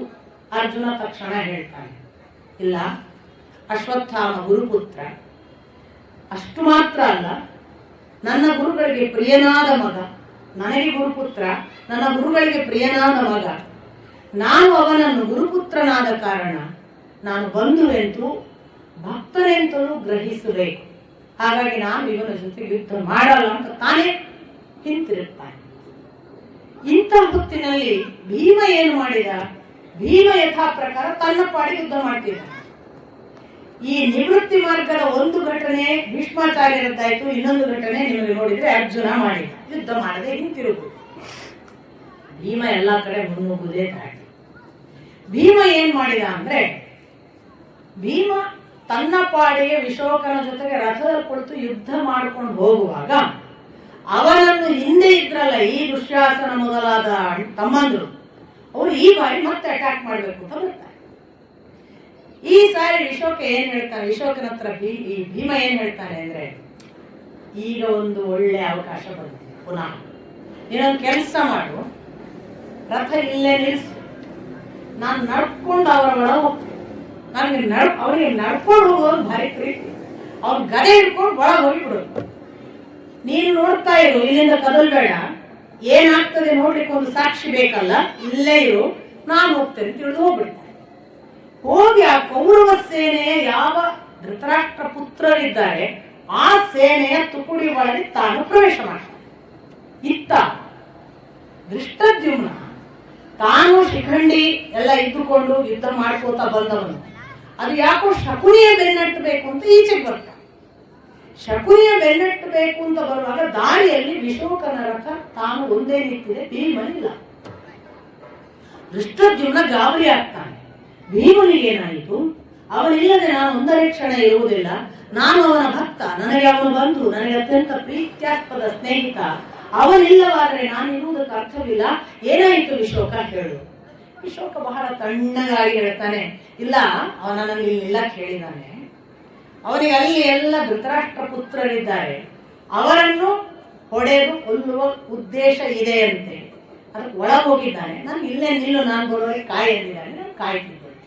ದೃಷ್ಟದ್ಯುಮ್ನ ಕೂಡಲೇ ಹೇಳ್ತಾನೆ, ಭೀಮನನ್ನು ಒಬ್ಬನನ್ನೇ ಬಿಟ್ಟು ಬೇರೆ ಕಡೆ ಯುದ್ಧ ಮಾಡುವ ನಾನೆಂತ ಕ್ಷತ್ರಿಯ, ನನ್ನ ಬಗ್ಗೆ ಜನ ಏನಾಡಿಕೊಂಡಾಗ, ನಾನು ಕೂಡ ಭೀಮಸೇನನ ಜೊತೆಗೆ ಹೋಗ್ತೇನೆ ಅಂತ ರಥವನ್ನು ಆಗಲೇ ಭೀಮ ಮಾಡಿದ್ನಂತೆ ಮಾರ್ಗ, ಒಳಗೆ ಹೋಗುವಾಗಲೇ ಆ ಮಾರ್ಗದಲ್ಲಿ ಭೀಮಸೇನನ ಬೆನ್ನಟ್ಟಿಕೊಂಡು ದೃಷ್ಟದ್ಯುಮ್ನ ಹೋಗ್ತಾನೆ. ಹೋಗುವಾಗ ಮೈಗೆಲ್ಲ ಬಾಣ ನಟ್ಟಿಸಿಕೊಂಡು ಗದೆ ಬೀಸಿಕೊಂಡು ಹೋಗ್ತಿದ್ದಾನೆ ಭೀಮ. ತಕ್ಷಣ ದೃಷ್ಟದ್ಯುಮ್ನ ಅವನ ಹತ್ರ ಹೋಗಿ ಅವನನ್ನು ತನ್ನ ರಥದ ಮೇಲೆ ಬರುವ ಹಾಗೆ ಹೇಳಿ ಮೈಗೆ ನಟ್ಟಂತಹ ಬಾಣಗಳನ್ನು ತೆಗೆದು ಆಲಿಂಗಿಸಿ ಇಬ್ರು ಕೂಡಿ ಯುದ್ಧ ಪ್ರಾರಂಭ ಮಾಡ್ತಾರೆ. ಹೀಗೆ ದೃಷ್ಟದ್ಯುಮ್ನ ಭೀಮಸೇನ ಅಲ್ಲಿ ಒಳಗೆ ಯುದ್ಧ ಮಾಡ್ತಿದ್ದಾರೆ. ಅವರ ಯುದ್ಧ ಪ್ರಭಾವ ಯಾವ ಮಟ್ಟಕ್ಕೆ ಜೋರಾಯಿತು ಅಂತಂದ್ರೆ, ಇವರನ್ನು ಯಾರೂ ಇನ್ನು ಗೆಲ್ಲಕ್ ಸಾಧ್ಯ ಇಲ್ಲ ಅಂದಾಗ ದುರ್ಯೋಧನ ತಾನು ಬಂದು ಬಿಡ್ತಾನೆ. ದುರ್ಯೋಧನ ತಾನು ಬರುವುದು, ತನ್ನ ಜೊತೆಗಿನ ಎಲ್ಲ ಜಯದ್ರಥ ಮೊದಲಾದ ಎಲ್ಲರನ್ನೂ ಕರ್ಕೊಂಡು ದೃಷ್ಟದ್ಯುಮ್ನಿಗೆ ಮತ್ತು ಭೀಮನಿಗೆ ಇಡೀ ಕೌರವ ಸೇನೆ ಅಟ್ಯಾಕ್ ಮಾಡುತ್ತೆ. ಆಗ ಯಾವ ಮಟ್ಟಕ್ಕೆ ಕೌರವರವರನ್ನ ದಂಡಿಸಿದ್ರು ಅಂತಂದ್ರೆ, ದೃಷ್ಟದ್ಯುಮ್ನ ಕೂಡ ರಥ ಕಳ್ಕೊಂಡು ನೆಲದಲ್ಲಿ ನಡೆದಾಡಬೇಕಾಗುತ್ತೆ, ಇತ್ತ ಭೀಮ ಕೂಡ ನೆಲದಲ್ಲಿ ನಡೆದಾಡಬೇಕಾಗುತ್ತೆ. ಆ ಪರಿ ಅವರು ಶಸ್ತ್ರ ಅಸ್ತ್ರಗಳನ್ನು ಕಳಕೊಂಡ್ರು ಅನ್ನುವಾಗ ಅವರ ರಕ್ಷಣೆಗೆ ಭೀಮನನ್ನು ಮತ್ತು ದೃಷ್ಟದ್ಯುಮ್ನನ್ನು ರಕ್ಷಣೆಗೆ ಮತ್ತೆ ಪಾಂಡವ ಸೇನೆಯಿಂದ ಬರಬೇಕಾಗುತ್ತೆ. ಈ ಪರಿ ರಕ್ಷಣೆ ಮಾಡಿ ಮತ್ತೆ ಪುನಃ ಭೀಮ ಮತ್ತು ದೃಷ್ಟದ್ಯುಮ್ನ ಅವರ ರಕ್ಷಣೆಯ ಜೊತೆಗೆ ಪಾಂಡವರ ರಕ್ಷಣೆ ಜೊತೆಗೆ ಈಚೆಗೆ ಬಂದಾಗ ಎದುರಾಗುವುದು ಭೀಮಸೇನಿಗೆ ದುರ್ಯೋಧನ ಎದುರಾಗ ಕೂಡ ಭೀಮಸೇನ ಹೇಳ್ತಾನೆ, ವಾ ಎಷ್ಟೋ ಸಮಯದಿಂದ ಕಾಯ್ತಿದ್ದೆ, ನೀನು ಒಬ್ಬನೇ ಯಾವಾಗ ಸಿಗ್ತಿ ಅಂತ, ನೀನು ಮಾಡಿದ ಅಪರಾಧಕ್ಕೆ ಅಷ್ಟು ನನಗೆ ಎಷ್ಟು ಸೇಡು ಇದೆ ಅಷ್ಟು ತೀರಿಸ್ಕೊಳ್ಬೇಕು, ಬಾ ನಿನಗೆ ತಾಕತ್ತಿದ್ರೆ, ಓಡಿ ಹೋಗಲಿಲ್ಲ ಅಂದ್ರೆ ಇವತ್ತು ನೀನು ಸಾಯ್ತು, ನೀನೇನೋ ಓಡಿ ಹೋಗಷ್ಟೇ ಬದುಕಿಕೊಳ್ಳೋದು ಇದು ಖಚಿತ, ಬಾ ನೀನು ಮಾಡಿದ ಅಪರಾಧ ಏನು ಸಾಮಾನ್ಯವಾ, ಬಾಲ್ಯದಿಂದ ನೀನು ಕೊಟ್ಟ ವಿಷಪ್ರಾಶನದಿಂದ ತೊಡಗಿ ಪಾಂಡವರಿಗೆ ಮಾಡಿದ ಅನ್ಯಾಯಕ್ಕೆ ಎಲ್ಲಕ್ಕೂ ಈಗ ನಾನು ಸೇಡು ತೀರಿಸ್ಕೊಳ್ತೇನೆ, ಬಾ ಅಂತ ಕರೀತಾರೆ. ಕುಂತಿ ಮತ್ತು ದ್ರೌಪದಿಯರಿಗೆ ಸಂತೋಷ ಪಡಿಸುವುದಕ್ಕೆ ನನಗೊಂದು ಒಳ್ಳೆ ಅವಕಾಶ ಕೊಟ್ಟಿದ್ದೆ, ಬಾ ಯುದ್ಧಕ್ಕೆ ನಿಲ್ಲು. ದುರ್ಯೋಧನ ಭೀಮಸೇನ ಪರಸ್ಪರ ಯುದ್ಧಕ್ಕೆ ತೊಡಗಿದರೆ ಆ ಯುದ್ಧದ ಪರಿಣಾಮವು ಯಥಾ ಪ್ರಕಾರ ದುರ್ಯೋಧನ ರಥವಿಹೀನನಾಗಿ ನೆಲದಲ್ಲಿ, ಭೀಮನು ರಥವಿಹೀನನಾಗಿ ನೆಲದಲ್ಲಿ. ಆ ಹೊತ್ತಿಗೆ ಭೀಮನ ರಕ್ಷಣೆಗೆ ತಕ್ಷಣ ಸಾತ್ಯಕಿ ತನ್ನ ರಥ ತೆಗೆದುಕೊಂಡು ಬಂದು ಅವನನ್ನು ಹತ್ತಿಸ್ಕೊಂಡು ಹೋಗ್ತಾನೆ. ಇತ್ತ ದುರ್ಯೋಧನನನ್ನು ಕೃಪಾಚಾರ್ಯರು ಬಂದು ಅವರನ್ನು ಹತ್ತಿಸಿಕೊಂಡು ಹೋಗ್ತಾರೆ.